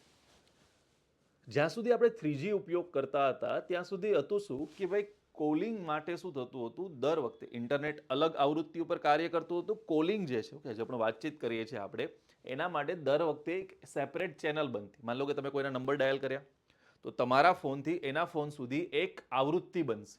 ઓકે, એ આવૃત્તિ ઉપર તમારી વાતચીત થશે, એક ચેનલ ઉપર તમારી વાતચીત થશે. જેવી રીતે તમે કોલ કટ કરશો એટલે ચેનલ ત્યાંથી હટી જશે. દર વખતે આવું થતું હતું. ક્લિયર? પણ જ્યારથી વોલ્ટી આવ્યું, ઓકે, 4G આવ્યું અને 4Gમાં બી વોલ્ટી આવ્યું, voice over long term evolution જ્યારે આવ્યું, જીઓ જેને લઈને આવ્યું, પછી શું થઈ ગયું કે એ જે વોઇસ છે ને કે જેને સેપરેટ ચેનલની મદદથી મોકલવામાં આવતું હતું, એ કોના ઉપર આવી ગયું, તો એ આવી ગયું ડાયરેક્ટલી ઇન્ટરનેટ પર. તો ઇન્ટરનેટની મદદથી જ, ઇન્ટરનેટ માટે જે પણ આવૃત્તિનો આપણે ઉપયોગ કરીએ છીએ એ આવૃત્તિની મદદથી જ શું કરવામાં આવે છે, અત્યારે કોલિંગ વોલિંગ કરવામાં આવે છે. હવે તમે કોઈ એવી જગ્યાએ છો, માન લો કે કોઈ બિલ્ડિંગના બેઝમેન્ટમાં જો કે જ્યાં મોબાઈલનું નેટવર્ક નથી આવતું પણ ત્યાં વાઈફાઈ લાગેલું છે. ઓકે, કોઈ મોટી બિલ્ડિંગ છે, એના બેઝમેન્ટમાં તમે છો, પણ બેઝમેન્ટમાં શું છે, મોબાઈલનું નેટવર્ક નથી આવતું પણ ત્યાં એક વાઈફાઈ લાગેલું છે. વાઈફાઈમાં શું છે, ઇન્ટરનેટ છે. હા છે, વાઈફાઈની મદદથી ઇન્ટરનેટ સાથે જોડાઈ શકીએ છીએ. અને અત્યારે કોલ બધા શેની મદદથી લાગે છે, તો સર ઇન્ટરનેટની મદદથી લાગે છે. ક્લિયર? તો શું છે, તો એ જ વસ્તુ છે સિમ્પલ, કે ભાઈ ઇન્ટરનેટની મદદથી બધા કોલ લાગે છે. તમે વાઈફાઈમાં શું કરી શકો છો, ઇન્ટરનેટ સાથે જોડાઈ શકો છો. તો ડાયરેક્ટલી હવે કોલ જે લાગે છે, ઓકે, એ ઇન્ટરનેટ મારફતે લાગે છે. તો વાઈફાઈ થ્રુ બી તમે હવે કોલ કરી શકો. તમે સામાન્ય કોલ કરી શકો છો, આપણે વોટ્સઅપ કોલની વાત નથી કરતા. ઓકે, નોર્મલ કોલ જ કરી શકો છો, પણ શેની મદદથી, વાઈફાઈની મદદથી કરી શકો છો. ક્લિયર? આ વસ્તુ યાદ રાખવાની છે. આમાં એક પ્રોટોકોલ બી આવશે, ઇટ્સ કોલ VoIP કરીને, voice over internet protocol. Okay, VoIP કરીને, વોઇસ ઓવર ઇન્ટરનેટ પ્રોટોકોલ. તો આ વસ્તુ બી તમારી સામે આવશે. હજી બી એક વાઈફાઈની અંદર આવે છે, એ છે વાયમેક્સ કરીને. ઇટ્સ કોલ વાયરલેસ મેક્સિમમ કરીને. આજે છે કે અહીંયા શું હોય છે કે વાઈફાઈને રેન્જ વધારી દેવામાં આવે. અહીંયા રેન્જ વાઈફાઈની કેટલી થઈ જાય ખ્યાલ છે, 65 કિલોમીટરની થઈ જાય. ઓકે, ઓલમોસ્ટ 60-65 કિલોમીટરની થઈ જાય. તો બહુ રેન્જ વધારી દેવામાં આવે. That's call WiMAX. તો આટલી બાબતો તમારે યાદ રાખવાની છે જ્યારે બી તમારી સામે શું આવે છે, આ વાયરલેસ કમ્યુનિકેશનની ચર્ચા આવે છે. હવે એક જ વસ્તુ બાકી રહી, ઓકે, એની બી આપણે અહીંયા જોઈ લઈએ સાથે. અને એ વસ્તુ છે, ઓકે, એ છે લાઈફાઈ. ઓકે, લાઇટ ફિડિલિટીની વાત કરે છે. તો ચલો, તો આપણે કોઈ આવો પ્રકાશ, ઓકે, કલર લઈ લઈએ. તો ધેટ્સ અ લાઈફાઈ.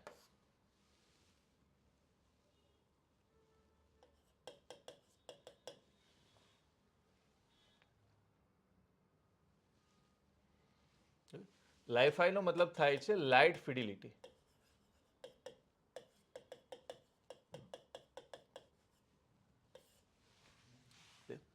શું હોય છે લાઇટ ફિડિલિટી? 2011ની અંદર આ કન્સેપ્ટ છે, ઓકે, એ અસ્તિત્વમાં આવે છે. પ્રોફેસર હેરાલ્ડ હાસ જે છે એમના દ્વારા આ કન્સેપ્ટ છે એને રજૂ કરવામાં આવે છે. અને એ શું કહે છે કે અત્યારે આપણે ઘરે જે ઇન્ટરનેટ મોટાભાગે યુઝ કરતા હોઈએ છીએ, એક વાઈફાઈ રાઉટર લાગેલો હોય છે ને એ વાઈફાઈ રાઉટરની મદદથી આપણે ઇન્ટરનેટ યુઝ કરીએ છીએ. વાઈફાઈ રાઉટર જે તરંગોનો ઉપયોગ કરે છે એ છે રેડિયો તરંગો. અને રેડિયો તરંગો જે પણ છે ઓકે એના કરતાં તમે જેમ જેમ આગળ જાઓ છો ઓકે એમ રેડિયો તરંગો કરતાં આગળના જે તરંગો છે ઓકે રેડિયો તરંગો લઈ લો, રેડિયો તરંગો પછી માઇક્રોવેવ આવશે, માઇક્રોવેવ પછી ઇન્ફ્રારેડ આવશે, ઇન્ફ્રારેડ પછી વિઝિબલ લાઇટ આવશે. આ જે છે તરંગો જેમ જેમ આગળ જતા જઈએ છીએ એમ એમ એની આવૃત્તિમાં વધારો થતો જાય છે. અને યાદ રાખજો મિત્રો, આવૃત્તિમાં વધારો એટલે સિમ્પલ વસ્તુ તમે કહી શકો, આવૃત્તિમાં વધારો એટલે કે એની ડેટા લઈને જવાની ક્ષમતામાં વધારો. એ તમને ખાલી બેઝિક એક્ઝામ્પલ દ્વારા સમજાવું ઓકે કે માની લો કે બે તરંગ તમારી સામે છે ઓકે એક આ તરંગ છે અને એક આ તરંગ છે. હવે આમાંથી આવૃત્તિ કોની વધારે છે? તો તમે કહેશો સર નીચેવાળું વધારે દોલન કરી રહ્યું છે. તો એ જ વસ્તુ છે કે એકમ સમયમાં થતા દોલનોની સંખ્યા તો આવૃત્તિ નીચેવાળાની વધારે છે. હવે મારે શું કરવું છે? આ 0101 ને લઈને જવા છે તો અહીંયા જો તમે ખાલી આટલા જ ડેટા લઈને જઈ શકશે, જ્યારે આ શું કરી શકશે? વધારે ડેટા લઈને જઈ શકશે. ઝીરો અને વન જ ભાષા સમજે છે ને કોમ્પ્યુટર, તો એક જગ્યાએથી બે જગ્યાએ ડેટા આપણે એવા જ લઈને જવાના છે, તો એ વધારે ડેટા લઈને જઈ શકશે જ્યારે તમે વાત કરો છો વધારે આવૃત્તિ. તો જેમ જેમ આવૃત્તિમાં વધારો થાય છે ઓકે એમ વધારે ડેટા લઈને જઈ શકે છે. તો પ્રોફેસર હેરડાસે શું કીધું કે વાઈફાઈના રેડિયો તરંગોના બદલે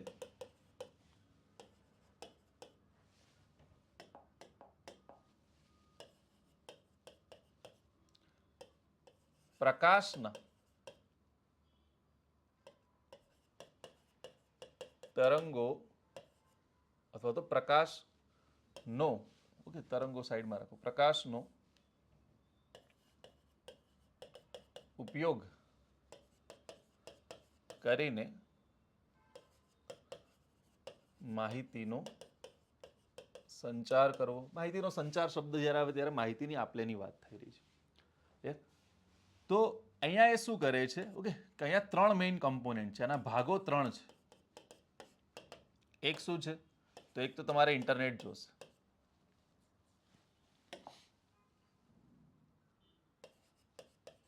ઇન્ટરનેટ તમારે રિક્વાયર્ડ છે તો ઇન્ટરનેટ તમારે જોશે.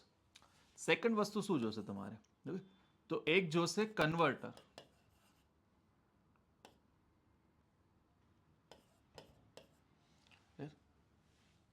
કન્વર્ટર જોશે તમારે. હવે કન્વર્ટરનું કામ શું છે? કન્વર્ટર શું કરશે? તો જે પણ ડિજિટલ સિગ્નલ છે ને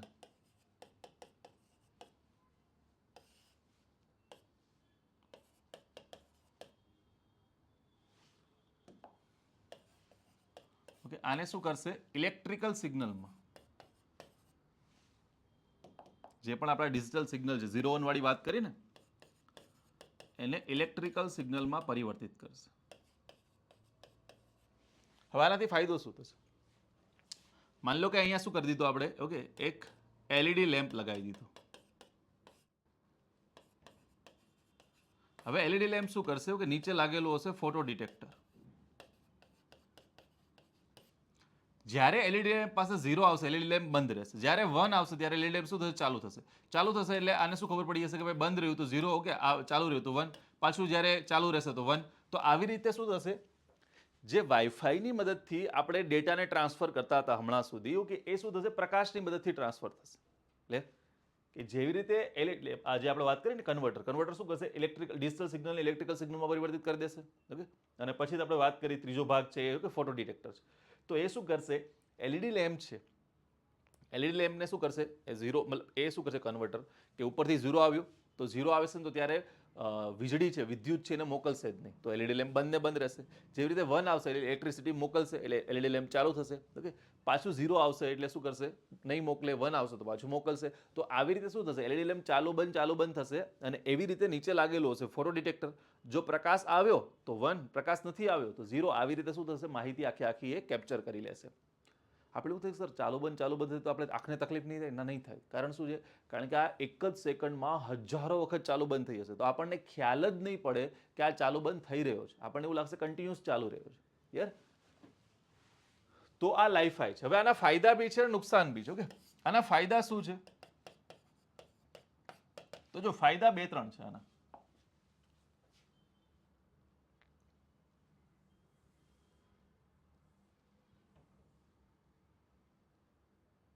ફાયદા કયા કયા છે? તો ફાયદામાં એક ફાયદો એવો છે કે આની શું છે, સ્પીડ વધારે છે. આપણે વાત કરી ને કે ભાઈ એવું કહેવામાં આવે છે કે રેડિયો તરંગોની જે આવૃત્તિ છે એના કરતાં પ્રકાશની આવૃત્તિ 10,000 ગણી વધારે છે. ઓકે, તો હવે એટલું બધું ના લેવા જાવ તો બી એવું કહેવામાં આવે છે કે વાઈફાઈ કરતાં લાઈફાઈની સ્પીડ 100 ગણી વધારે છે. વાઈફાઈ કરતાં શું છે, લાઈફાઈ છે એ 100 ગણો વધારે ઝડપી છે.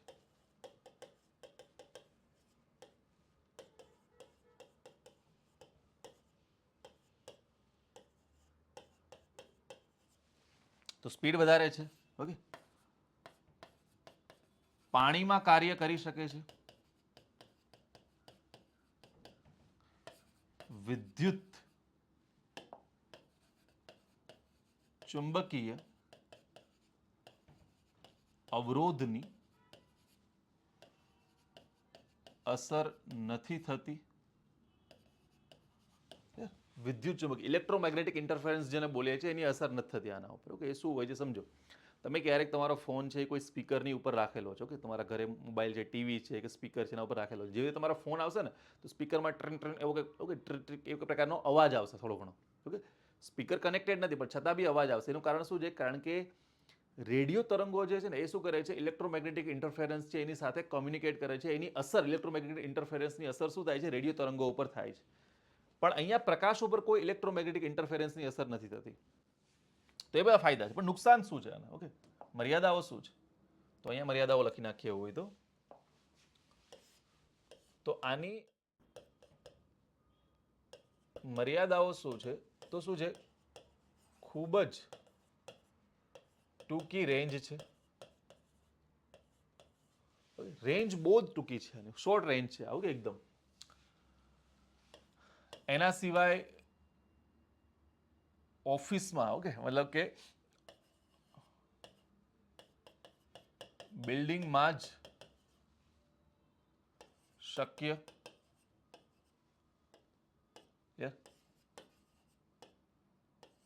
વીજળીનો વધુ ઉપયોગ. ઓકે, આ બધા શું છે, આ એની મર્યાદાઓ છે.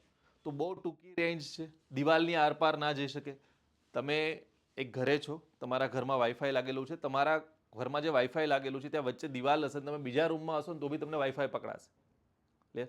પણ આ તો પ્રકાશ દિવાલની આરપાર નહીં જઈ શકે. સમજાયું? પછી તમે બિલ્ડિંગમાં છો તો ચાલશે, મેદાનમાં કઈ રીતે ચાલશે? મેદાનમાં તો કોઈ ઉપર લેમ્પ નથી હોતો. તો આ બધી શું છે, એની મર્યાદાઓ છે. પણ છતાં બી આપણે યાદ રાખવાનું છે કે આ પ્રકારનું કંઈક શું છે, કંઈક આ પ્રકારનું ઉપકરણ છે કે આ પ્રકારનું ટ્રાન્સમિશન માટેનું જે પદ્ધતિ છે કે હેરાલ્ડ્સ દ્વારા વિકસાવવામાં આવી હતી. તો આ તમારું વાયરલેસ છે. પણ વાયરલેસમાં એક યાદ રાખવાનું છે કે આ ત્રણ જે છે, બ્લૂટૂથ, NFC લઈ લ્યો, બ્લૂટૂથ લઈ લ્યો અને વાઈફાઈ લઈ લ્યો, આ વાયરલેસ છે, રેડિયો તરંગોનો ઉપયોગ કરે છે, જ્યારે આ શું કરે છે, પ્રકાશના તરંગોનો ઉપયોગ કરે છે.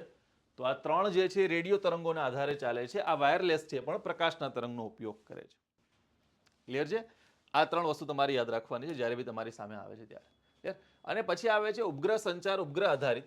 તો એ શું છે જોઈ લો ફટાફટ.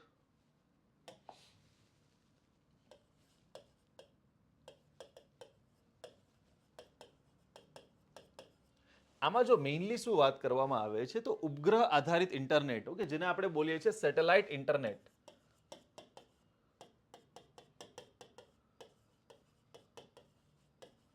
એની વાત કરવામાં આવી રહી છે. સેટેલાઇટ ઇન્ટરનેટની વાત કરવામાં આવી રહી છે.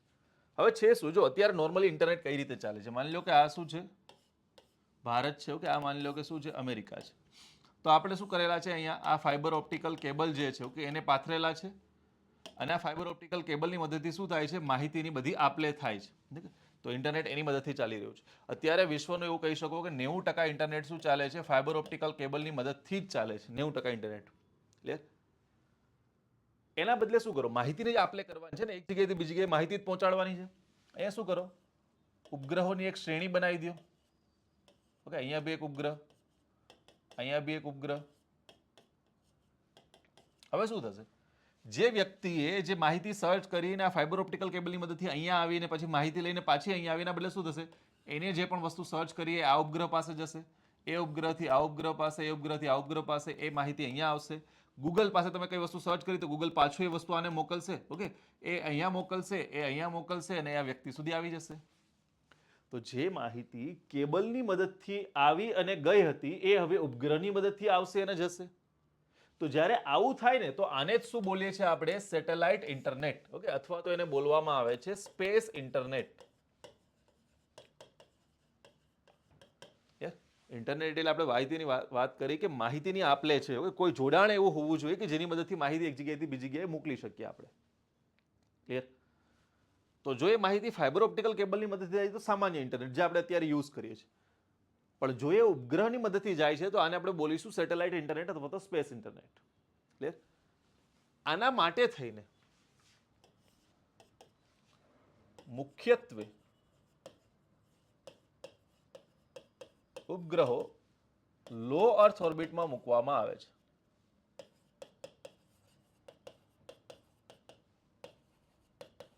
ઓકે, જ્યારે આપણે સ્પેસ ટેકનોલોજીની ચર્ચા કરી ત્યારે તમને ખ્યાલ પડશે લો અર્થ ઓર્બિટ, મીડિયમ અર્થ ઓર્બિટ ને હાઈ અર્થ ઓર્બિટ. તો લો અર્થ ઓર્બિટ જે છે ત્યાં મોટાભાગે ઉપગ્રહો મૂકવામાં આવે છે. જે 200 થી લઈને રફલી 2000 કિલોમીટર સુધીની જે હાઇટ છે કે ત્યાં મોટાભાગે ઉપગ્રહો મૂકવામાં આવે છે. તો આ તમારી આપણે વાત કરી કે સેટેલાઇટ ઇન્ટરનેટની, સ્પેસ ઇન્ટરનેટની છે. અહીંયા યાદ શું રાખવાનું છે? અહીંયા એક્ઝામ્પલો યાદ રાખવાના છે કે ઉદાહરણો કયા કયા છે આના. તો જો સૌથી સારામાં સારું જે મિત્રો એક્ઝામ્પલ છે કે એ છે સ્ટારલિંકનું. સ્ટારલિંક જે પ્રોજેક્ટ છે કે તમને ખ્યાલ છે પ્રમાણે કે જે ઇલોન મસ્કની સ્પેસએક્સ કંપની છે, એ સ્પેસએક્સ કંપનીનો આ પ્રોજેક્ટ છે સ્ટારલિંક કરીને. સેકન્ડ તમે જો, ઓકે, તો પછી સ્ટારલિંક જે પ્રોજેક્ટ છે ઓકે એ સ્પેસએક્સ કંપનીનો છે. એના સિવાય તમે જોવા જાઓ ક્લિયર, તો બીજો એક પ્રોજેક્ટ છે એમેઝોનનો, ઓકે, પ્રોજેક્ટ ક્વિપર કરીને.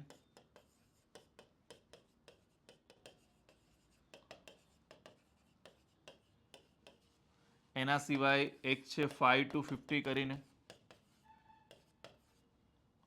તો આ વનવેબનો પ્રોજેક્ટ છે. વનવેબ જે છે એ કંપની સાથે એરટેલ છે. ઓકે, ભારતમાં એરટેલે ટાઈપ કરેલો છે વનવેબ કંપની સાથે. ફોર્થ તમે લઈ લ્યો કે 5250 પછી તો એક જોવા મળશે, એક જે બંધ થઈ ગયો છે પ્રોજેક્ટ, જે સેટેલાઇટ ઇન્ટરનેટ તો નહોતો પણ એને તમે સ્પેસ ઇન્ટરનેટ કહી શકો છો. એ પ્રોજેક્ટ છે પ્રોજેક્ટ લૂન કરીને. ઓકે, જેમાં બલૂન દ્વારા ઇન્ટરનેટ પ્રોવાઈડ કરવાનો પ્રયત્ન કરવામાં આવતો હતો. ઓકે, તો એ હતો આલ્ફાબેટનો, જે ગૂગલની પેરેન્ટ કંપની છે. તો આલ્ફાબેટનો એ પ્રોજેક્ટ હતો. ઇવન તમને ખ્યાલ છે પ્રમાણે કે જીઓ ભી પોતાનું સેટેલાઇટ ઇન્ટરનેટ છે શરૂ કરવા જઈ રહ્યું છે. યાર, તો આ 2-4 એક્ઝામ્પલ તમે યાદ રાખી શકો છો જ્યારે તમારી સામે ઉપગ્રહ આધારિત સંચારની વાત આવે છે. જો આ બી વાયરલેસ જ છે પણ આની રેન્જ ખૂબ મોટી છે અને અહીંયા ઉપગ્રહ ઇન્વોલ્વ છે. ઓકે, એટલા માટે થઈને આપણે એને સેપરેટલી એક લખેલું છે ઉપગ્રહ આધારિત સંચારની અંદર. તો આ તમારો જે ટ્રાન્સમિશન વાળો ટોપિક છે અહીંયા કમ્પ્લીટ થાય છે કે દરેક વસ્તુની આપણે ચર્ચા કરી લીધી છે. ચલો, આ ટોપિક બધાને ક્લિયર? ફટાફટ ચલો, કોઈ પણ પ્રકારનો પ્રશ્ન હોય તો આવવા દો. ચલો ફટાફટ પ્રશ્ન આવવા દો.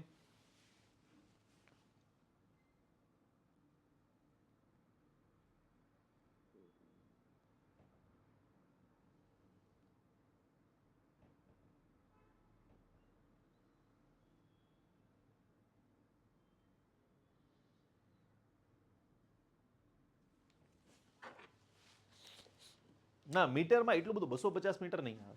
ક્લિયર? તમે 250 મીટર એટલે તમે વિચાર કરો કેવડું અંતર થયું. એટલું બધું વાઈફાઈ કામ નહીં કરે. વાઈફાઈ કામ કરશે રફલી 10 મીટર, 50 મીટર. ઓકે, 50 મીટર તો બહુ થઈ ગયું. ક્યારેક ક્યારેક 100 મીટર કરી શકે પણ એના માટેનું જે વાઈફાઈ રાઉટર છે બહુ સ્ટ્રોંગ હોવું જોઈએ. તો એ સ્ટ્રોંગ હશે તો શું કરશે? વાઈફાઈના સિગ્નલ દૂર સુધી મોકલી શકશે. પણ પછી શું થઈ જાય કે એ પછી સિંગલ વાઈફાઈ નથી રહેતું, એ ડબલ કે ટ્રિપલ વાઈફાઈ થઈ જાય છે. એટલા માટે તમે આટલું યાદ રાખી શકો છો. ચલો, ક્લિયર ને બધાને? ઓકે, ચાલો તો આગળ જઈએ. ઓકે, હવે જો આપણે એક ટોપિક લેવાનો છે કે જેમાં ખાલી જસ્ટ શું ચર્ચા કરીશું આપણે, જે અલગ અલગ પ્રકારની જે મોબાઈલ ટેલિફોની છે 1G, 2G, 3G, 4G, okay, એના વિશે ચર્ચા કરીશું. તો બેઝિકથી સ્ટાર્ટ કરીએ છીએ આપણે. ઓકે, આ ટોપિકનું નામ શું છે? આ ટોપિકનું નામ છે ઇટ્સ કોલ્ડ મોબાઈલ ટેલિફોની.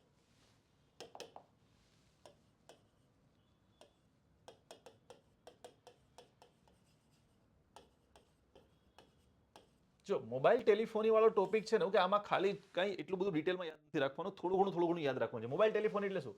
શબ્દ તમારી સામે આવે મોબાઈલ. મોબાઈલનો મતલબ શું થાય છે? ઓકે, હલન કલન કરી શકે, મતલબ કે એક જગ્યાએથી બીજી જગ્યાએ જઈ શકે તેવું.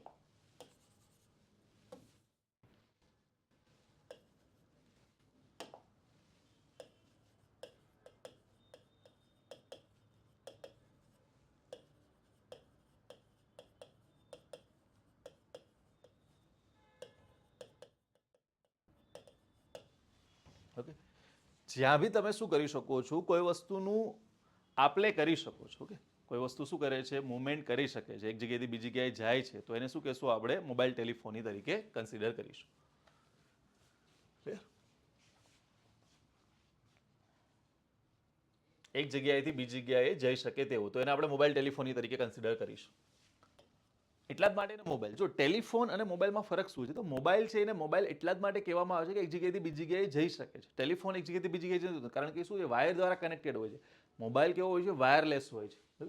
મોબાઈલ ટેલિફોનીમાં યાદ શું રાખવાનું છે કે મોબાઈલ શું હોય છે? આ વાયરલેસ હોય છે, એટલે એક જગ્યાએથી બીજી જગ્યાએ જઈ શકે છે.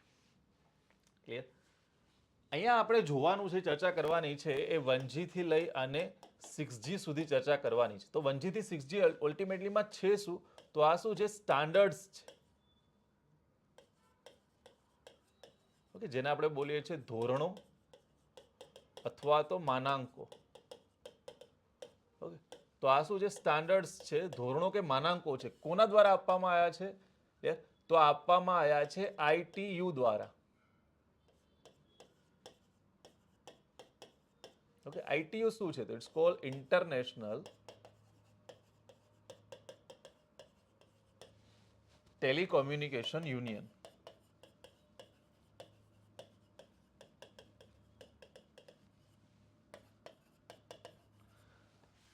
ઇન્ટરનેશનલ ટેલિકોમ્યુનિકેશન યુનિયન છે, એના દ્વારા શું આપવામાં આવેલા છે? જે ધોરણો કે માનાંકો આપવામાં આવેલા છે. ધોરણો કે માનાંકો શું હોય છે? તો એ લોકો શું કહે છે? એક લિસ્ટ આપશે કે ભાઈ 2G કોને કહેશું, કે 3G કોને કહેશું, કે 5G કોને કહેશું. કયા ડિવાઇસને તમે 5G વાળો ડિવાઇસ કહેશો? તો આટલી સ્પીડ હોવી જોઈએ, આટલી સિક્યોરિટીમાં હોવી જોઈએ. ઓકે, આટલી લેટેન્સી ઓછી હોવી જોઈએ. લેટેન્સીનો મતલબ થાય છે એક જગ્યાએથી બીજી જગ્યાએ ડેટાને પહોંચવામાં લાગતો જે સમય છે, એ સમયને બોલીએ આપણે લેટેન્સી. તો એ લેટેન્સી ઓછી હોવી જોઈએ. આ પ્રકારની જે બાબતો છે, ઓકે, સ્પીડ છે, ઓકે, ડેટાની ટ્રાન્સપરન્સી છે, અથવા તો તમે કહી શકો ડેટાનો ટ્રાન્સફર છે, જે આપણે વાત કરી પ્રમાણે કે ભાઈ લેટેન્સી છે ઓછી હોવી જોઈએ. આ દરેક વસ્તુ જે છે એ જે માનાંકોને કોઈ ડિવાઇસ ફોલો કરશે, કોઈ ઉપકરણ ફોલો કરશે, તો એને શું કહેશું આપણે? 5G ડિવાઇસ કહેશું. તો આજે છે કે આવા ધોરણો, આવા માનાંકો કોણ આપે છે? ITU આપે છે. ને આપણે પછી શું કહીએ છીએ? એને 1G 2G એવી રીતે પેઢીઓ કહીએ છીએ, જનરેશન કહીએ છીએ. પણ આની અંદર આપણે યાદ શું રાખવાનું છે? યાદ રાખવાનું છે કોઈ પણ પ્રકારની જનરેશન, પેઢી અને એની સાથે જોડાયેલી જે બાબતો છે, ઓકે, જે પણ ટેકનોલોજીની સાથે જોડાયેલી એટલી વસ્તુ. જેમ કે તમે જોવા જાઓ 1G, તો 1G છે ને મિત્રો, કેવું કહેવામાં આવે છે કે રફલી 1980s ની આસપાસ આવી ગયું હતું 1G. અને 1G છે શું હતું? એનાલોગ સિગ્નલ પર કામ કરતું હતું.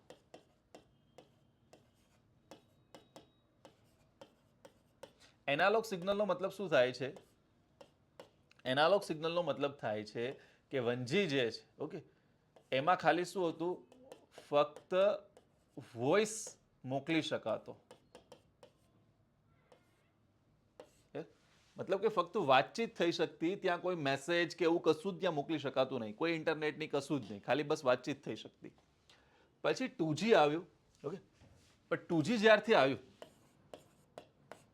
રફલી 1990ની આસપાસનો સમય તમે લઈ શકો છો. જો આ સાલ જે તમને લખાવી રહ્યો છું એમાં થોડું ઘણું વેરિએશન હોઈ શકે છે. ઓકે, કઈ સાલને કન્સિડર કરવામાં આવે છે? જ્યારે શોધ થઈ એ સાલને, કે જ્યારે લોકો સુધી પહોંચ્યું એ સાલને, તો થોડું ઘણું વેરિએશન એમાં જોવા મળી શકે. તો 2G છે, ઓકે, 1990ની આસપાસ આવે છે. આ ડિજિટલ સિગ્નલ પર કામ કરે છે.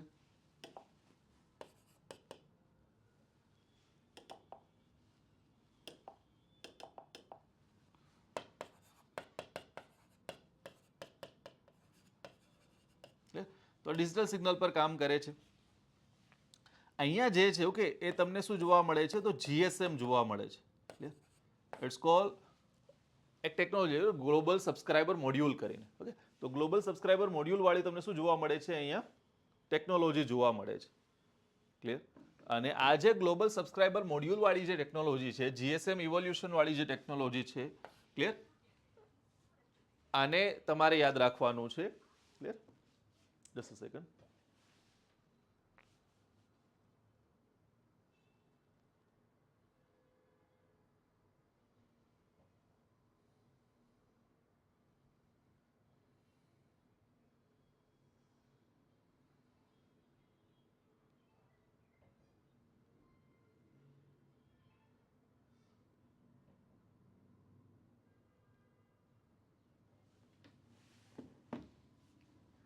ક્લિયર? તો જીએસએમ વાળું તમને જોવા મળે છે, ગ્લોબલ સબસ્ક્રાઇબર મોડ્યુલ વાળું જે તમને જોવા મળે છે. ઓકે, એના સિવાય તમે આગળ જવા જાઓ તો બીજી કઈ કઈ વસ્તુ અહીંયા આવશે? તો એક તમને જોવા મળશે GPRS. Okay, it's called general packet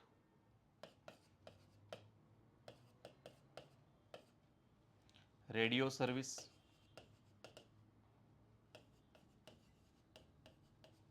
clear? અને જીપીઆરએસ જે છે કે એને આપણે 2.5G પણ કહેતા હતા. જે તે સમયે જીપીઆરએસ શું કહેવામાં આવતું હતું? 2.5G પણ કહેવામાં આવતું. 2G, પછી 2.5G, પછી આવ્યું 2.75G. Okay, it's called EDGE. Okay, it's called enhance data rates for GSM evolution. Enhanced data rate for GSM evolution. તમને 128 KB ની આસપાસ શું મળતી? અહીંયા સ્પીડ જોવા મળતી. તો આટલી સ્પીડ આપણને 2G માં જોવા મળતી. બહુ ઓછી સ્પીડ હતી, પણ હા, સ્પીડ હતી ખરી. ઓકે, તો કંઈક આટલી સ્પીડ આપણને ત્યાં જોવા મળતી. તો આ વસ્તુ યાદ રાખવા છે. ઓકે, અહીંયા બી આ જીએસએમ નું ફૂલ ફોર્મ તમારે યાદ રાખી શકો છો. ગ્લોબલ સબસ્ક્રાઇબર મોડ્યુલ બી કહી શકો છો, પણ તમે કહી શકો છો ગ્લોબલ સિસ્ટમ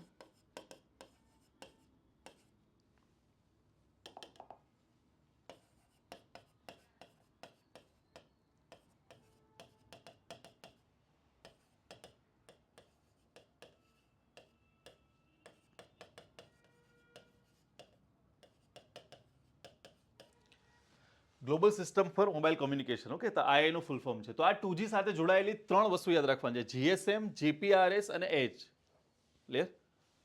જેમાં જીએસએમ, જીપીઆરએસ અને એજ, આ 3 વસ્તુ કોની સાથે જોડાયેલી? 2G સાથે.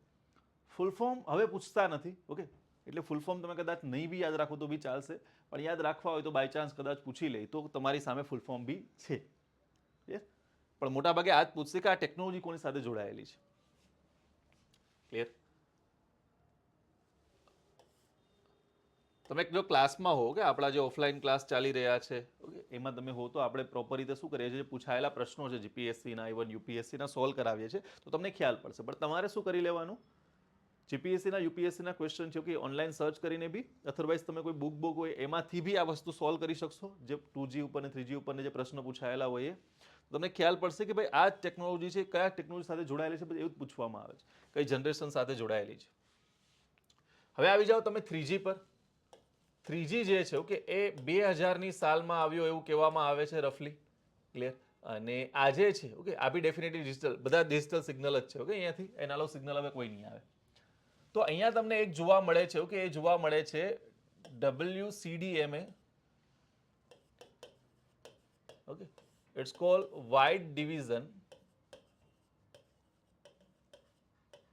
Okay, wide band code division.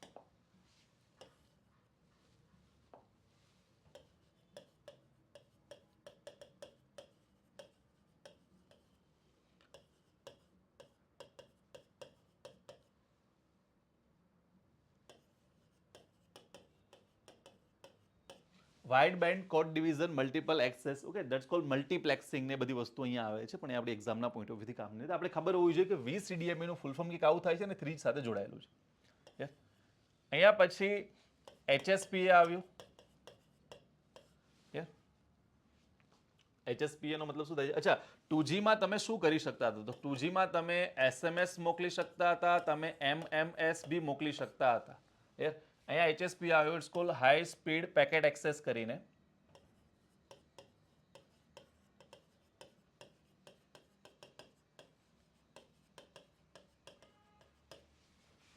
આ એનું ફૂલ ફોર્મ છે. અને બીજું આવ્યું પછી HSPA પ્લસ. તો આ પ્લસમાં કશું જ નથી, high speed packet access plus. અહીંયા એવું કહેવામાં આવે છે કે રફલી 21 MBPS જેટલી જે સ્પીડ છે, ઓકે, એ પહોંચી ગઈ હતી. અહીંયા તમે વિડીયો કોલ પણ કરી શકતા હતા. વોઇસ કોલ તો થતો હતો, પણ વિડીયો કોલ પણ તમે શું કરી શકતા હતા? કરી શકતા હતા અહીંયા. ક્લિયર? તો એ વસ્તુ યાદ રાખવાની છે. વિડીયો કોલ બી અહીંયા પોસિબલ હતો 3G ની અંદર. એના પછી આવી જાઓ તમે 4G પર. જો અહીંયા બે યાદ રાખવાનું છે, HSPA અને VCDMA 3G સાથે જોડાયેલા છે. ક્લિયર? પછી આવી જાઓ તમે 4G પર.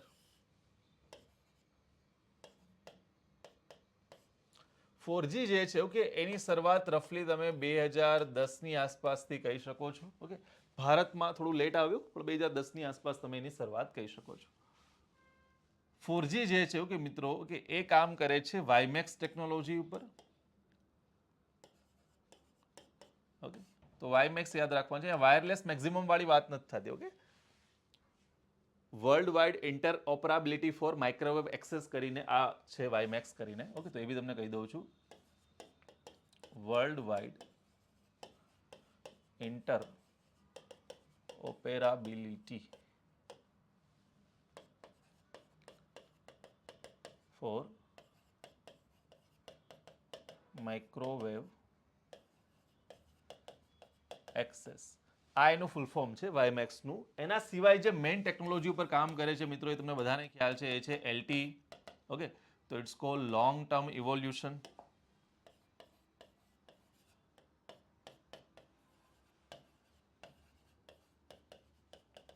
ઓકે, અને પછી એના પછી ટેકનોલોજી આવી એ VoLTE આવી. It's called voice over long term evolution. Voice over long term evolution. તો પહેલા LTE હતી, પછી VoLTE આવી. હવે અહીંયા તમને ખ્યાલ છે પ્રમાણે કે સ્પીડ ખાસી એવી વધારે હતી, પણ અહીંયા જે મેઇન વસ્તુ જોવાની છે ને, આ બંને વચ્ચેનો તફાવત જોવાનો છે કે LTE અને VoLTE વચ્ચે તફાવત શું છે. તો જો ભારતની અંદર તમે જોવા જાઓ છો, તો ભારતમાં 4G લાવવાનું જો કોઈ કામ કરેલું હોય, તો ભારતમાં 4G કોણ લાવ્યું? ચલો તમને હું પૂછું, તમે કોણ જવાબ આપશો? તો ભારતમાં 4G લાવ્યું, એ લાવ્યું એરટેલ. ઓકે, જીઓ 4G નથી લાવ્યું, જીઓ લાવ્યું VoLTE, 4G ની થોડી એડવાન્સ વર્ઝન, તો એ લાવ્યું જીઓ. બંનેમાં તફાવત શું છે કે તફાવત સ્વરૂપે પ્રશ્ન પૂછાઈ ગયો છે. LTE માં યાદ શું રાખવાનું છે? તો LTE છે ને, આ શું છે? ખાલી ડેટા છે, ઓકે, એ જ મોકલે છે. ઓકે, ડેટા માટે આ વસ્તુ મોકલે, તો ડેટા ઓનલી છે. જ્યારે અહીંયા શું છે? વોઇસ પ્લસ ડેટા છે. એક જ માધ્યમ ઉપર આપણે વાત કરી હતી ને, જ્યારે સ્ટાર્ટિંગમાં વાત કરી ત્યારે, કે પહેલા કોલ જ્યારે લગાવો ત્યારે અલગ ચેનલ બનતી હતી, ઇન્ટરનેટ અલગ આવૃત્તિ ઉપર કામ કરતું હતું, કોલ અલગ આવૃત્તિથી લાગતો હતો. પણ હવે શું થઈ જાય છે કે બંને એક જ આવૃત્તિ ઉપર આવી ગયા છે. તો ઇન્ટરનેટ અને કોલિંગ બંને એક જ આવૃત્તિ ઉપર આવ્યા છે. અને શેની મદદથી આવ્યા છે? VoLTEની મદદથી. Voice over long term evolution. Long term evolution એટલે ખાલી ઇન્ટરનેટ, પણ તમે એમાં વોઇસ બી એડ કરી દો તો voice over long term evolution થઈ જશે. અને એ વસ્તુ અત્યારે ચાલી રહી છે. તો voice over long term evolution, તો વોઇસ પ્લસ ડેટા જ્યારે ભેગા થાય છે, ઓકે, તો એને બોલવામાં આવે છે VoLTE. અહીંયા ખાલી ડેટા ઓનલી છે. ઓકે, અહીંયા શું યાદ રાખવાનું છે? તો કોલ વેઇટિંગ ટાઈમ વધુ હોય છે.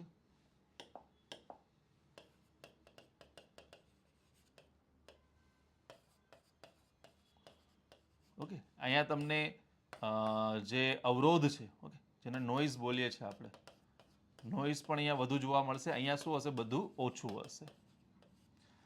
કોલ વેઇટિંગ ટાઈમ ઓછો હશે, ક્લિયરિટી વધારે હશે, નોઇઝ વોઇસ જોવા નહીં મળે. તો આ બધી વસ્તુઓ તમને જોવા મળશે શેમાં? ઓકે, એક બાજુ LTE છે ને એક બાજુ વોલ્ટેજ, તો વોલ્ટેજની અંદર તમને આ દરેક વસ્તુ જોવા મળશે. તો આ વસ્તુ યાદ રાખવાની છે અહીંયા. ચલો, તો આ તમારે યાદ રાખવાનું છે જ્યારે તમે 4G ની ચર્ચા કરો છો તો, અને એના પછી તમારી સામે આવશે એ આવશે 5G. તો છેલ્લો જે પોઈન્ટ છે આપણો એ છે 5G વાળો, 5th જનરેશન.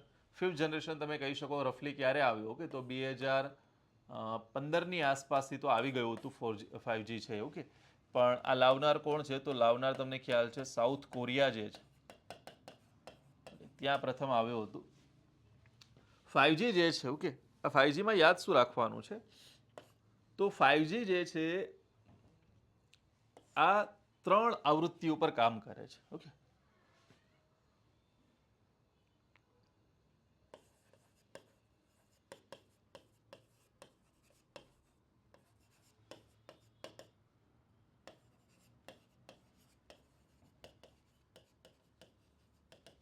અત્યાર સુધી 1G 2G 3G 4G એ બધામાં જેટલી બી આવૃત્તિઓનો ઉપયોગ થતો હતો, આ સૌથી વધારે આવૃત્તિઓનો ઉપયોગ કરે છે.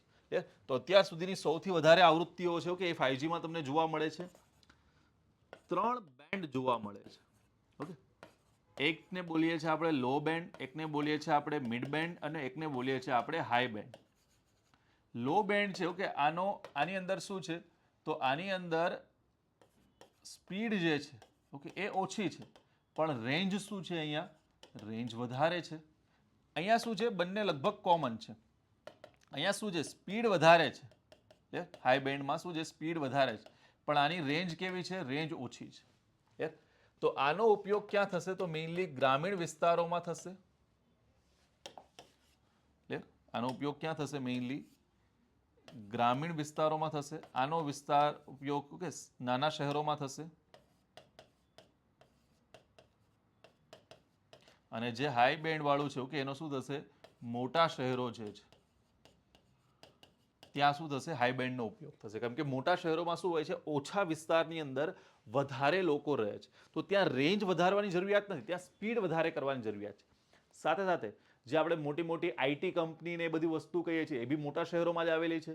તો ડેફિનેટલી એના માટે થઈને શું કરવાનું છે તમારે, કે ભાઈ કંપનીઓ ત્યાં આવેલી છે, દરેક વસ્તુ ત્યાં આવેલી છે, તો ડેફિનેટલી શું હશે, ત્યાં સ્પીડની વધારે જરૂરિયાત છે. રેન્જ તો ઓછી હશે તો બી ચાલશે, એકથી વધારે ટાવર લગાવી શકો, સ્પીડ વધારે જોઈએ છે. ગ્રામીણ વિસ્તારોમાં શું છે, ગ્રામીણ વિસ્તારોમાં એવી કોઈ હાઈ સ્પીડ ઇન્ટરનેટની રિક્વાયરમેન્ટ હોતી નથી, પણ ત્યાં શું હોય છે, લોકો દૂર દૂર સુધી રહેતા હોય છે, તો ત્યાં શું છે, વિસ્તાર વધારે કવર કરવાનો છે, રાધર કે વધારે સ્પીડ આપવી, તો ત્યાં લો બેન્ડનો ઉપયોગ થશે. લો બેન્ડ હાઈ બેન્ડનો મતલબ શું થાય, કે ભાઈ આવૃત્તિ જ્યાં ઓછી હશે એ ગ્રામીણ વિસ્તારમાં ઉપયોગ થશે, જ્યાં આવૃત્તિ વધારે છે, જે એક સાથે વધારે ડેટા લઈને જઈ શકે, જે વધારે સ્પીડ આપી શકે, એનો ઉપયોગ શું થશે, મોટા શહેરોમાં થશે. ક્લિયર? તો આ પ્રકારે તમારે 5G વિશે યાદ રાખવાનું છે. 5Gમાં બીજું શું યાદ રાખવાનું છે, તો 5G ની અંદર તમને એક વસ્તુ યાદ રાખવાની છે અહીંયા, એ યાદ રાખવાનું છે મિલીમીટર વેવ, અને બીજું યાદ રાખવાનું છે વો NR કરીને. યાદ શું રાખવાનું છે, મિલીમીટર વેવ સ્પેક્ટ્રમ જે છે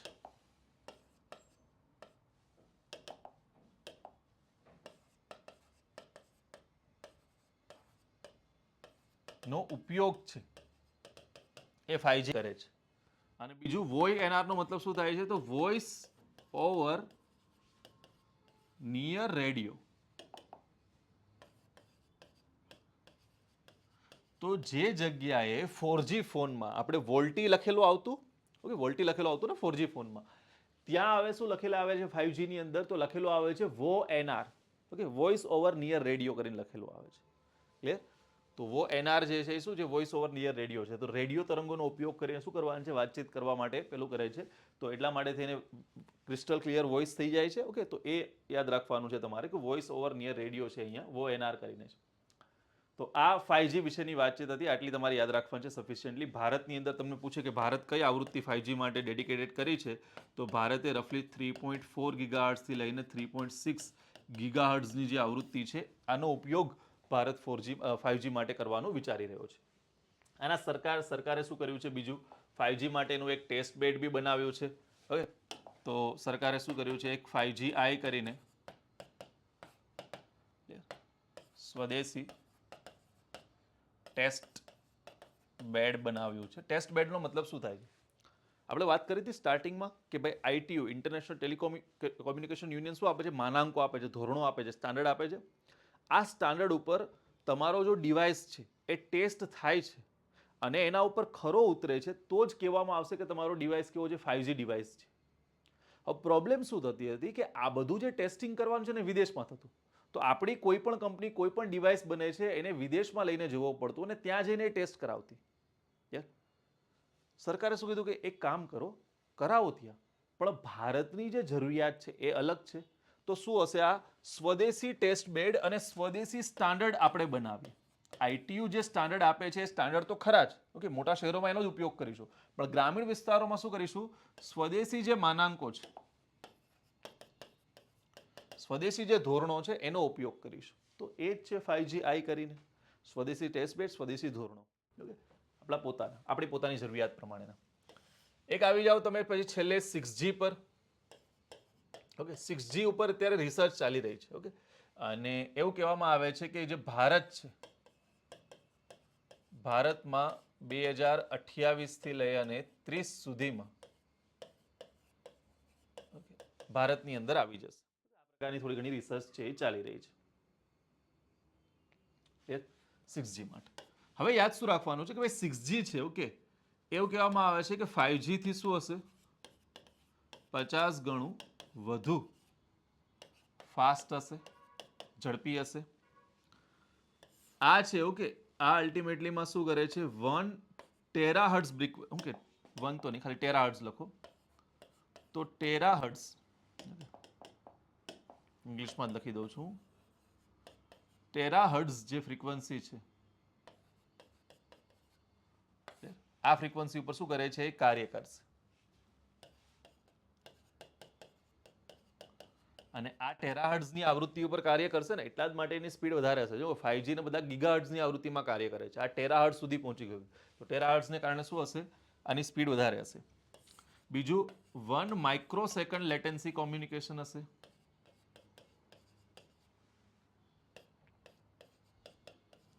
જો લેટેન્સી વિશે હમણાં જ આપણે ચર્ચા કરી હતી કે લેટેન્સી એટલે કે વિલંબ, એક જગ્યાએથી બીજી જગ્યાએ ડેટાને પહોંચવામાં લાગતો સમય.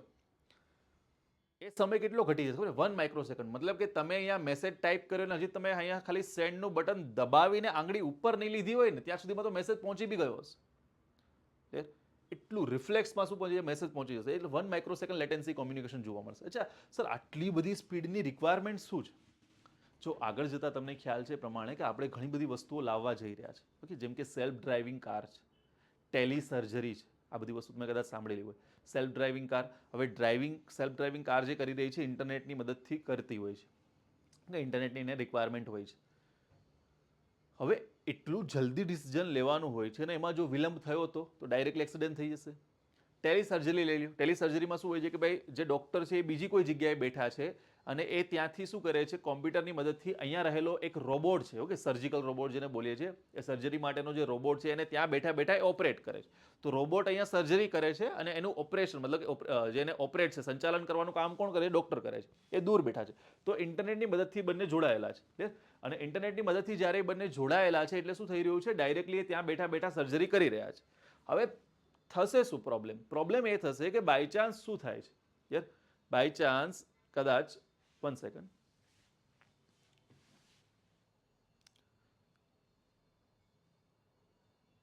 બાય ચાન્સ શું થાય છે કદાચ કે ઇન્ટરનેટ સ્લો હોય તો? ક્લિયર? ઇન્ટરનેટ સ્લો હશે તો ડેફિનેટલી શું થશે? ડેફિનેટલી તમે કહેશો કે કોઈ ઇશ્યુ ક્રિએટ થઈ શકે એને કારણે.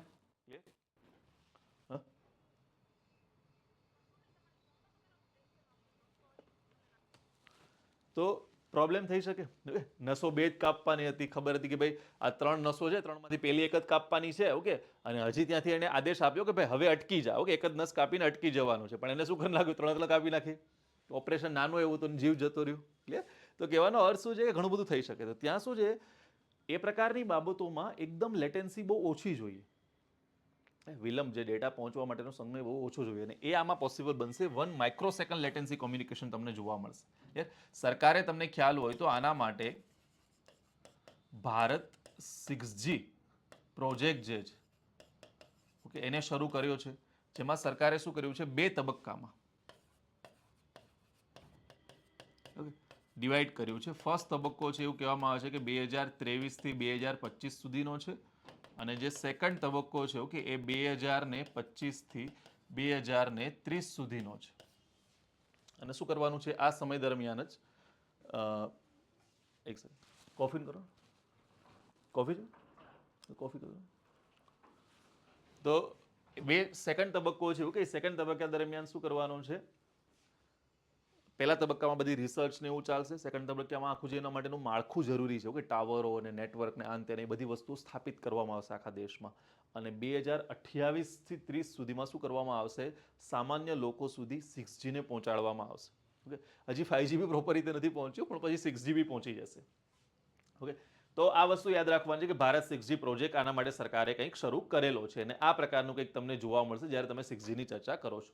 તો મિત્રો આજે આખી આપણી વાતચીત હતી. ઓકે, આ વાતચીત હતી 1G 2G 3G 4G 5G mobile telephony જે આખું ટોપિક છે. ઓકે, આ ટોપિક વિશેની આપણી ટોટલ ચર્ચા હતી. તો આપણે દરેક પ્રકારની ચર્ચા અહીંયા કરી લીધી છે, દરેક બાબતો અહીંયા જોઈ લીધી છે. ક્લિયર? ચલો, આ તમને બધાને ક્લિયર થયું? ઓકે, ક્લિયર થયું તો ફટાફટ એક થમ્સ અપ આપી દો કમેન્ટમાં. આ આખો ટોપિક જો ક્લિયર થયો હોય તો ફટાફટ થમ્સ અપ આપી દો.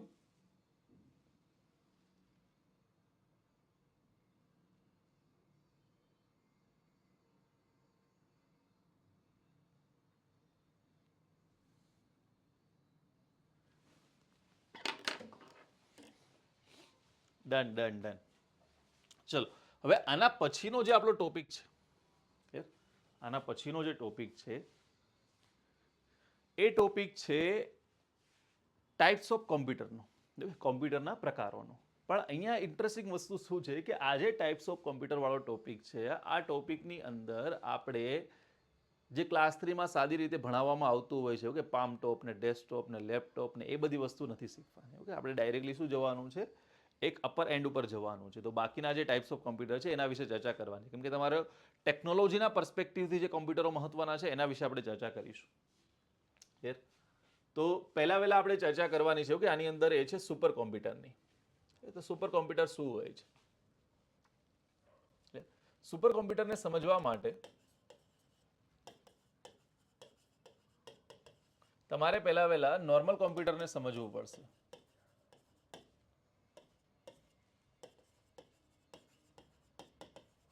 તો આ બંને વચ્ચે તફાવત શું હોય છે સમજી લો એટલે આઈડિયા મળી જશે. જો બંને કામ તો કોના ઉપર કરે છે, બાઇનરી ડિજિટ ઉપર જ કરે છે. ઓકે, તો બંને શું કરે છે, બિટ્સ પર જ કામ કરે છે. ઓકે, 0 અને 1 જે છે એના ઉપર જ કાર્ય કરે છે. તો બાઇનરી ડિજિટ બોલવામાં આવે છે આને. તો એના પર જ કામ કરે છે. ક્લિયર? બંને ફરક શું છે? અહીંયા શું હશે, એક જ માઇક્રો પ્રોસેસર હશે, જ્યારે અહીંયા શું હશે, હજારો માઇક્રો પ્રોસેસર હશે. એટલે ઓબ્વિયસલી છે ને, તમે એક માઇક્રો પ્રોસેસર છે તમારી પાસે, એની પાસે જેટલો પાવર છે, એની પાસે જે ગણતરીઓ થઈ શકે એમ છે, એના જેવા જ તમે શું કરો, હજારો માઇક્રો પ્રોસેસર લગાવી દેશો તો એ તો વધારે ગણતરીઓ કરી શકશે, વધારે જટિલ ગણતરીઓ કરી શકશે. તો આવું જ્યારે થશે તો એને શું કહેશું આપણે? તમે કહેશો સર આ તો સુપર કોમ્પ્યુટર છે. તો એ જ નામ આપેલું છે એને, સુપર કોમ્પ્યુટર. કારણ કે એ શું કરી શકે છે, વધારે માત્રામાં ગણતરીઓ, બહુ જટિલ ગણતરીઓ, જે મોટી ગણતરીઓ કરી શકે છે. કારણ કે શું છે, એક કોમ્પ્યુટરનો પાવર નથી, આની પાસે હજારો કોમ્પ્યુટરનો પાવર છે. સાથે સાથે યાદ શું રાખવાનું છે કે આજે છે નોર્મલ કોમ્પ્યુટર, એ શું કરે છે, સિરીઝ પ્રોસેસિંગ કરે છે. જે ગણતરીઓ કરવાની છે એને એક પછી એક ગણતરી કરે, તો સિરીઝમાં ગણતરી કરે છે. જ્યારે આ શું કરે છે, પેરેલલ પ્રોસેસિંગ કરે છે.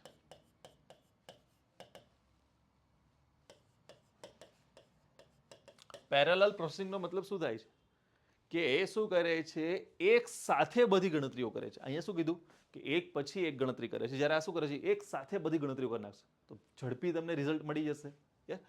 તો એ વસ્તુ તમને જોવા મળે છે.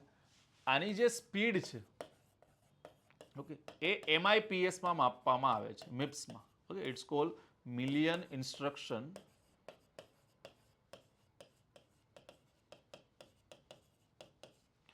પર સેકન્ડ. જ્યારે અહીંયા જે સ્પીડ છે ઓકે એ ફ્લોપ્સમાં માપવામાં આવે છે. ઇટ્સ કોલ્ડ ફ્લોટિંગ પોઈન્ટ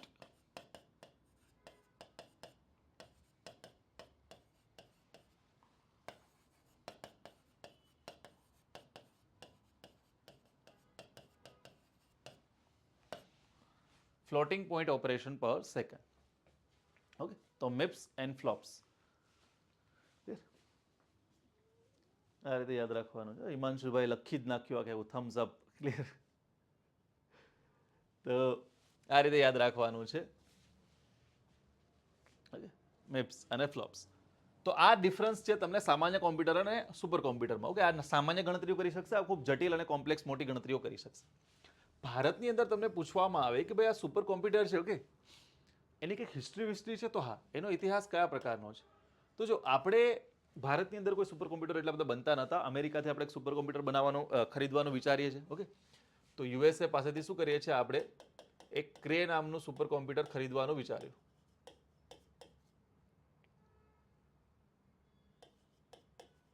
ખરીદવાના કરાર થયા.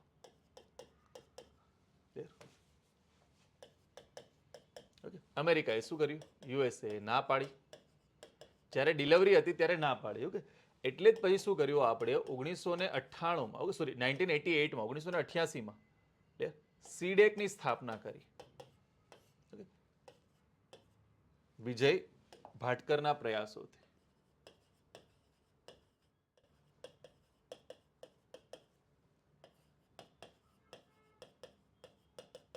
તો શ્રી વિજય ભાટકર હતા. ઓકે, એમના પ્રયાસોથી આપણે શું કર્યું? સીડેકની સ્થાપના કરી. ઓકે, સિમ્પલ રીતે એ રાજીવ ગાંધી પાસે ગયા. ત્યારે આપણા પીએમ રાજીવ ગાંધી હતા અને કીધું કે જેટલા રૂપિયામાં તમે અમેરિકાથી કોમ્પ્યુટર લાવવાના હતા ને એટલા જ રૂપિયા અમને આપો. આપણે શું કરીએ છીએ અહીંયા એક સંસ્થાની સ્થાપના કરીએ અને ભારતમાં સ્વદેશી રીતે સુપર કોમ્પ્યુટરો બનાવવાની શરૂઆત કરી. પૈસા આપે છે, સીડેકની સ્થાપના થાય છે. સીડેકનું ફૂલ ફોર્મ તમને બધાને ખ્યાલ જ છે. It's called centre four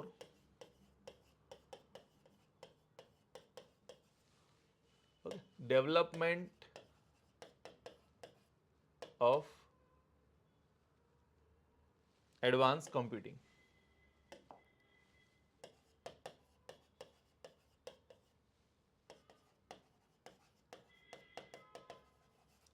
centre for development of advance computing કરીને સીડેકની સ્થાપના થાય છે. ઓકે, અને સીડેક જ શું બનાવે છે? 1991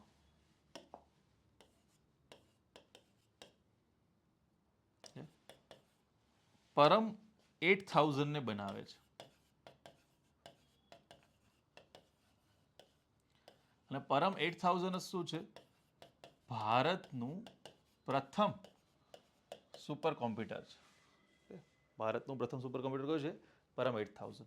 આ જે પરમ લખેલો છે એનો મતલબ થાય છે પેરેલલ મશીન. પેરેલલ મશીનનું શોર્ટ ફોર્મ શું છે? પરમ. પેરેલલ મશીન, કેમ કે આ પેરેલલ પ્રોસેસિંગ કરે છે ને. સુપર કોમ્પ્યુટરમાં શું વાત કરી કે પેરેલલ પ્રોસેસિંગ કરે છે, તો એનું શોર્ટ ફોર્મ કરી દીધું parallel machine. That's cold Param. Okay, તો આ તમારે યાદ રાખવાનું છે. સીડેકે બીજું બી એક કર્યું હતું. ઓકે, 1958માં શું કર્યું? ભારતીય જે ભાષા છે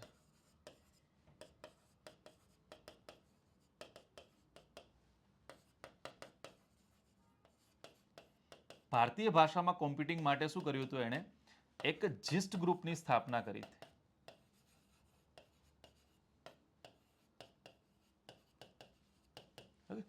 એક જીસ્ટ નામનું એણે ગ્રુપ શરૂ કર્યું હતું. બસ આટલી જ વસ્તુ તમારે યાદ રાખવાની. ઓકે,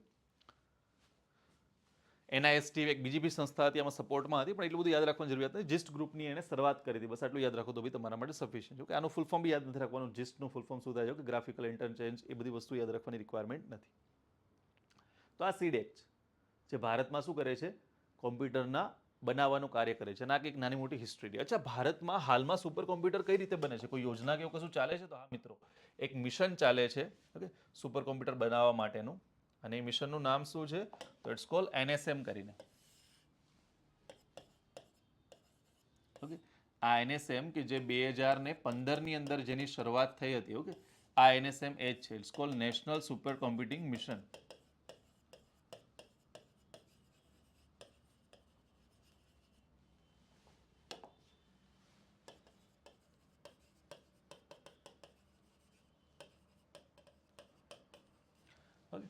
તમારે યાદ રાખવાનું છે કે આને શરૂ કોના દ્વારા કરવામાં આવ્યું? તો શરૂ કરવામાં આવ્યું છે મેઇટી પ્લસ ડીએસટી દ્વારા.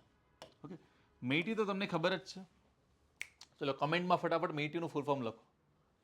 ડીએસટી એટલે કે વિજ્ઞાન ટેકનોલોજી વિભાગ.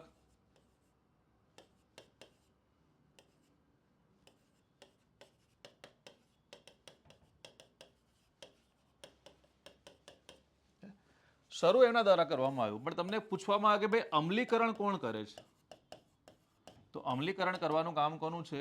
તો એ છે સીડેકનું plus IISc Indian Institute of Science Bangalore જે છે, આ બંને સાથે મળીને શું કરે છે? એનું અમલીકરણનું કામ કરે છે. મતલબ કે આ પેલા અંતર્ગત જે પણ ટાર્ગેટ રાખવામાં આવે કે ભાઈ અલ્ટિમેટલીમાં આપણે શું કરવું છે? આ સુપર કોમ્પ્યુટરનું નિર્માણ કરવું છે, એ નક્કી કોણ કરશે? તો મેઇટી અને ડીએસટી કરશે, પણ એનું અમલીકરણ કોણ કરશે? સીડેક કરશે. ચલો મેઇટીનું ફૂલ ફોર્મ તમે ફટાફટ બોલો. Okay, it's called ministry of electronics and information technology. જો નોટ્સમાં બધા નામ શોર્ટમાં જ લખવાના, ફૂલ ફોર્મ નહીં લખવાના. તો MeitY it's called ministry of electronics and information Technology. સાદી ભાષામાં કેવા શું માંગે છે? માહિતી અને વિજ્ઞાન, સોરી, માહિતી અને ઇલેક્ટ્રોનિક ટેકનોલોજી, સોરી, ઇલેક્ટ્રોનિક્સ અને માહિતી ટેકનોલોજી મંત્રાલય. યસ, ઇલેક્ટ્રોનિક્સ એન્ડ માહિતી ટેકનોલોજી મંત્રાલય. તો એ જ વસ્તુ છે મેઇટી, ઇલેક્ટ્રોનિક્સ અને માહિતી ટેકનોલોજી મંત્રાલય. અચ્છા, એનએસએમ જે છે, એનએસએમ અંતર્ગત લક્ષ્યો બી રાખવામાં આવ્યા હતા, જે લક્ષ્યો અત્યારે નથી. ઓકે, તો 24 સુપર કોમ્પ્યુટર બનાવવાના હતા. ઓકે, જેની સ્પીડ શું હોય?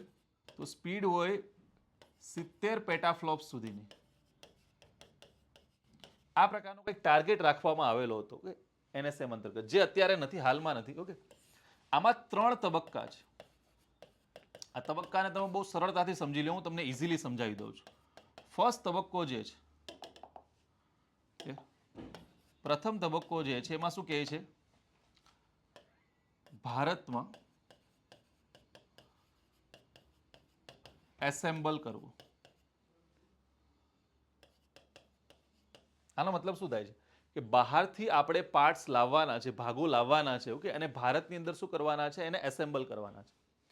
તો બહારથી શું લાવશું? આપણે પાર્ટ્સ લાવશું સુપર કોમ્પ્યુટરના. એ પાર્ટ્સને શું કરશું? ભારતમાં લઈ આવશું અને ભારતમાં ખાલી એને એસેમ્બલ કરશું. ઓકે, એને ભેગા કરશું. સેકન્ડ, જે બીજો તબક્કો છે આનો, બીજો તબક્કો શું કહે છે? કે ભારતમાં કેટલાક ભાગોનું નિર્માણ.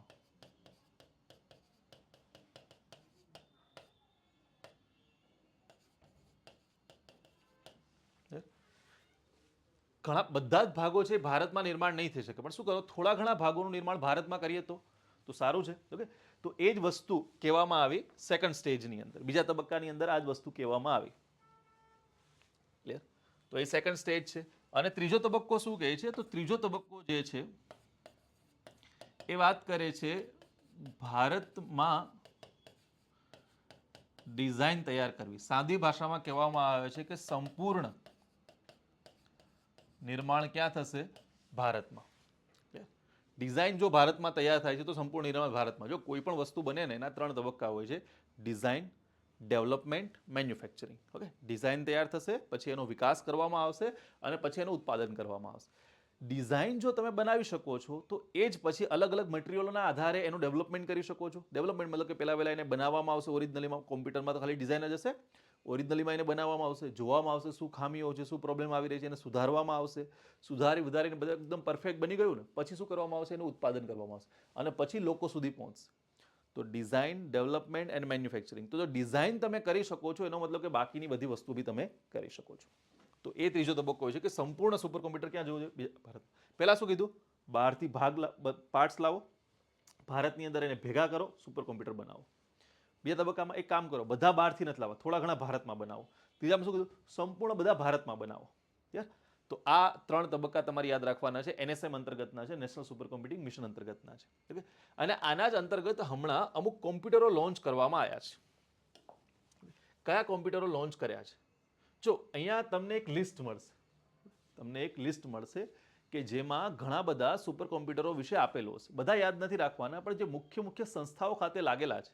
ઓકે, એક્ઝામ્પલ તરીકે તો કે ભાઈ સીડેક ખાતે જે લાગેલા છે, ઓકે, આઈઆઈટીએમ પુણે જે છે, okay, Indian Institute of tropical metrology Pune જે છે, ત્યાં જે લાગેલું છે, યાર બીજી જે મુખ્ય મુખ્ય સંસ્થાઓમાં આપણું આઈઆઈટી ગાંધીનગરમાં જે પરમ અનંતા લાગેલું છે, એ પ્રકારના નામો તમને ખ્યાલ હોવા જોઈએ, એ તમને લિસ્ટ મળી જશે. હાલમાં તમે કરંટની દ્રષ્ટિએ જોવા જાઓ તો 2 કોમ્પ્યુટરો લોન્ચ કરવામાં આવ્યા છે. એક કરવામાં આવે છે પરમ રુદ્રા કરીને. પરમ રુદ્રા જે સુપર કોમ્પ્યુટરો છે, ઓકે, એને લગાવવામાં આવ્યા છે 3 જગ્યાએ. અને 3 જગ્યા કઈ છે? તો પુણે, દિલ્હી અને કોલકાતા. આ 3 જગ્યાએ એને લગાવવામાં આવ્યા છે. અને બીજા લોન્ચ કર્યા છે, શું કહેવાય, મોદી સાહેબે બીજા 2 લોન્ચ કર્યા છે. એ છે અર્કા અને અરુણિકા. ઓકે, અર્કા અને અરુણિકા છે, ઓકે મિત્રો, આ બંનેનો ઉપયોગ શેના માટે થાય છે? તો બંનેનો ઉપયોગ થાય છે હવામાન માટે. પણ અલગ શું છે? તો અર્કા લાગેલો છે આઈઆઈટીએમ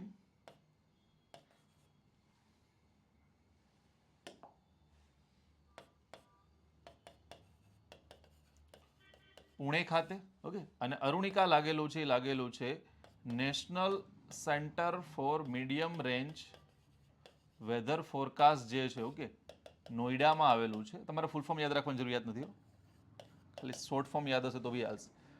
ઓકે, નોઈડો નહીં, ઓકે, નોઈડામાં. તો નોઈડા જે દિલ્હીની પાસે આવેલું છે, ઓકે, તે નોઈડામાં જે આવેલું છે ત્યાં લાગેલું છે અરુણિકા. પણ બંને શું છે? હવામાન આગાહી માટેના છે. એના માટે બંનેને બનાવવામાં આવેલા છે. ક્લિયર?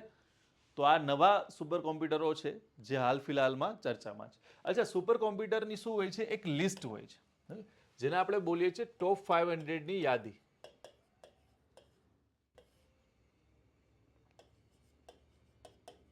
ઓકે, આની શરૂઆત 1993માં કરવામાં આવી હતી, 1993માં કરવામાં આવી હતી. મિનિસ્ટ્રી ઓફ ઇલેક્ટ્રોનિક્સ અને ઇન્ફોર્મેશન ટેકનોલોજી, આઈઆઈએસસી બેંગ્લોરના સંશોધકોએ મશીન લર્નિંગ મોડેલની નવી ભાષા વિકસાવી. Okay, November current. હા, ડેફિનેટલી. ઓકે, ઘણું બધું તમને એવું જોવા મળશે કરંટ અફેરના પર્સપેક્ટિવથી, પણ એ કરંટ અફેરમાં આવી જશે.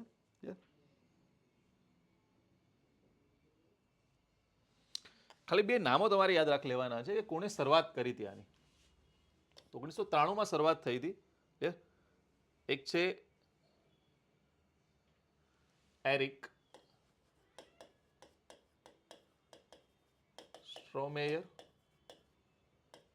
અને, ઓકે, વન ઇટ્સ કોલ હાન્સ મ્યુરે.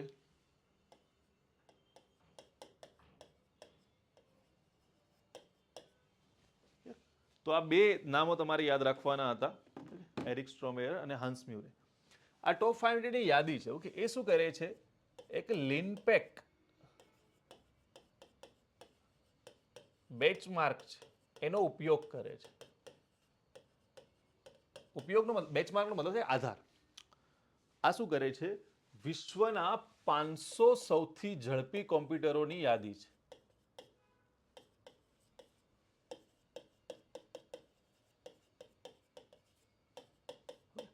તો વિશ્વના 500 સૌથી ઝડપી સુપર કોમ્પ્યુટરો જે છે એની યાદી છે. તમને બી ખ્યાલ છે કે વિશ્વના 500 છે એને એ જ નહીં રહે, બદલતા રહેશે. તો એના જ માટે થઈને આ યાદી શું થાય છે? વર્ષમાં 2 વાર જાહેર થાય છે. ઓકે, એક જૂન મહિનામાં, ઓકે, અને એક નવેમ્બર મહિનામાં. તો વર્ષમાં 2 વાર શું કરે છે? આ યાદી છે, ઓકે, એને જાહેર કરવામાં આવે છે. અને જે લેટેસ્ટ યાદી છે આપણી પાસે, ઓકે, એ લેટેસ્ટ યાદી કઈ છે? તો નવેમ્બર 2024ની જે યાદી છે એ તમારે યાદ રાખવાની છે, કેમ કે ક્વેશ્ચન તમને પૂછાશે તો આ લેટેસ્ટ યાદી પરથી પૂછાશે.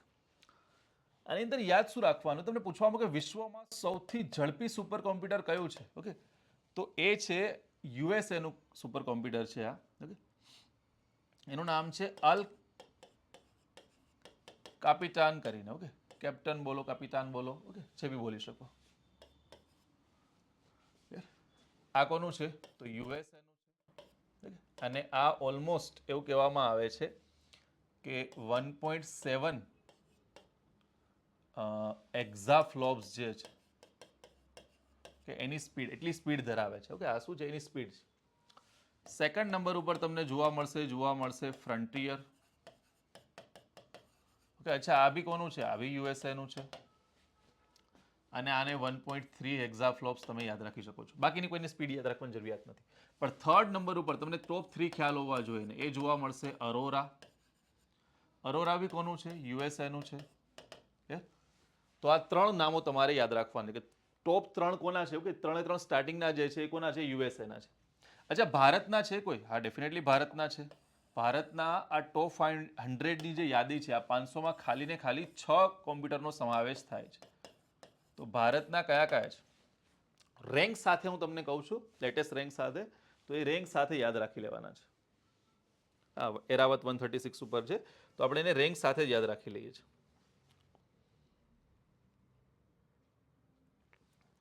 ક્લિયર?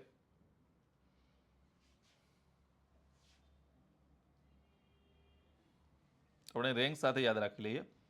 તો 136 ઉપર કોણ છે? તો એરાવત છે.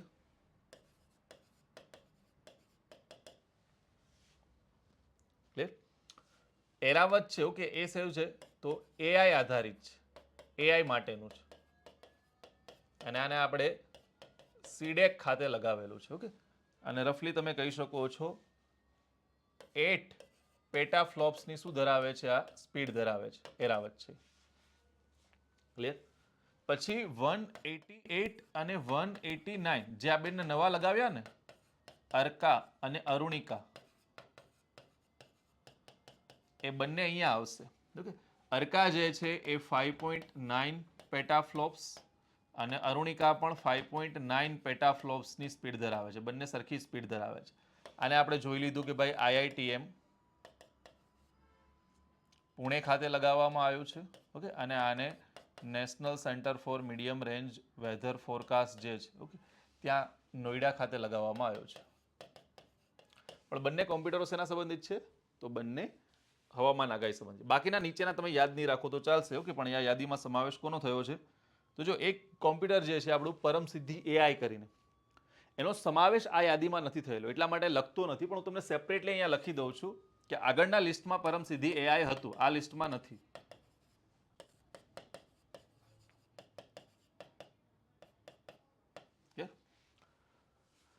જૂના લિસ્ટમાં હતું, આ લિસ્ટમાં નથી. પણ હવે આપણે સાઈડમાં લખીને યાદ રાખવાનું કે હા, ભારતનું એ બી સુપર કોમ્પ્યુટર છે.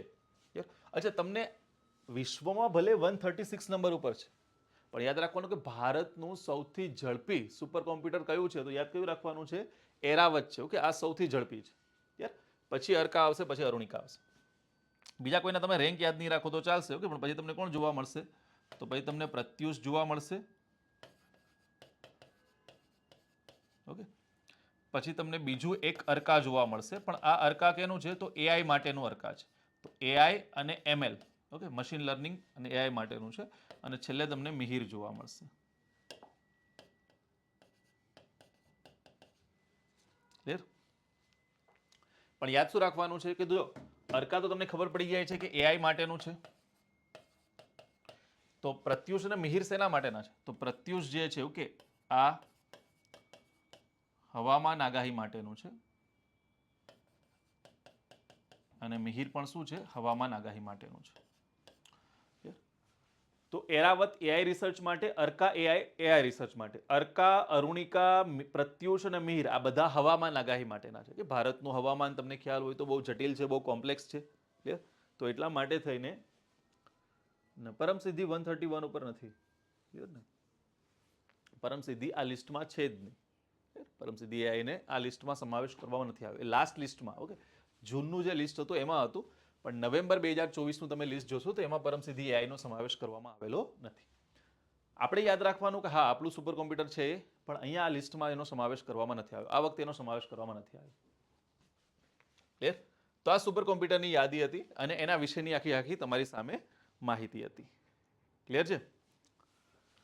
ચલો, હવે તમે લોકો શું કરશો? એક મસ્ત બ્રેકમાં જતા આવો. ઓકે, આપણે બી એક બ્રેકમાં જતા આવીએ અને પછી આગળથી આપણે બાકીની જે આઈસીટીની જર્ની છે, સફર છે, ઓકે, એને કમ્પ્લીટ કરી દઈએ.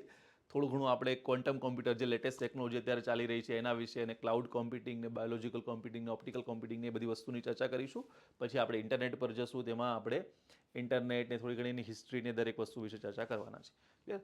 તો તમે એક બ્રેકમાં જતા આવો. બ્રેક પછી શું કરીશું? આપણે ચાલુ કરીશું. ઓકે, જો ટાઈમ હું તમને કહી દઉં છું, 1 જ સેકન્ડ ચાલુ રાખજો.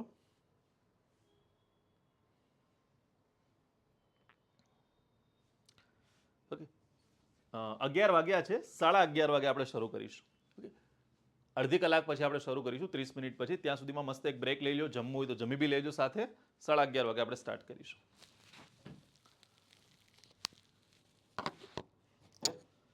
કેટલા વાગે સ્ટાર્ટ કરીશું આપણે પાછું? 11:30 AM. ઓકે, આટલા સ્ટાર્ટ કરીશું આપણે. ઠીક છે, ચલ હવે મસ્ત એક બ્રેકમાં જતા આવો.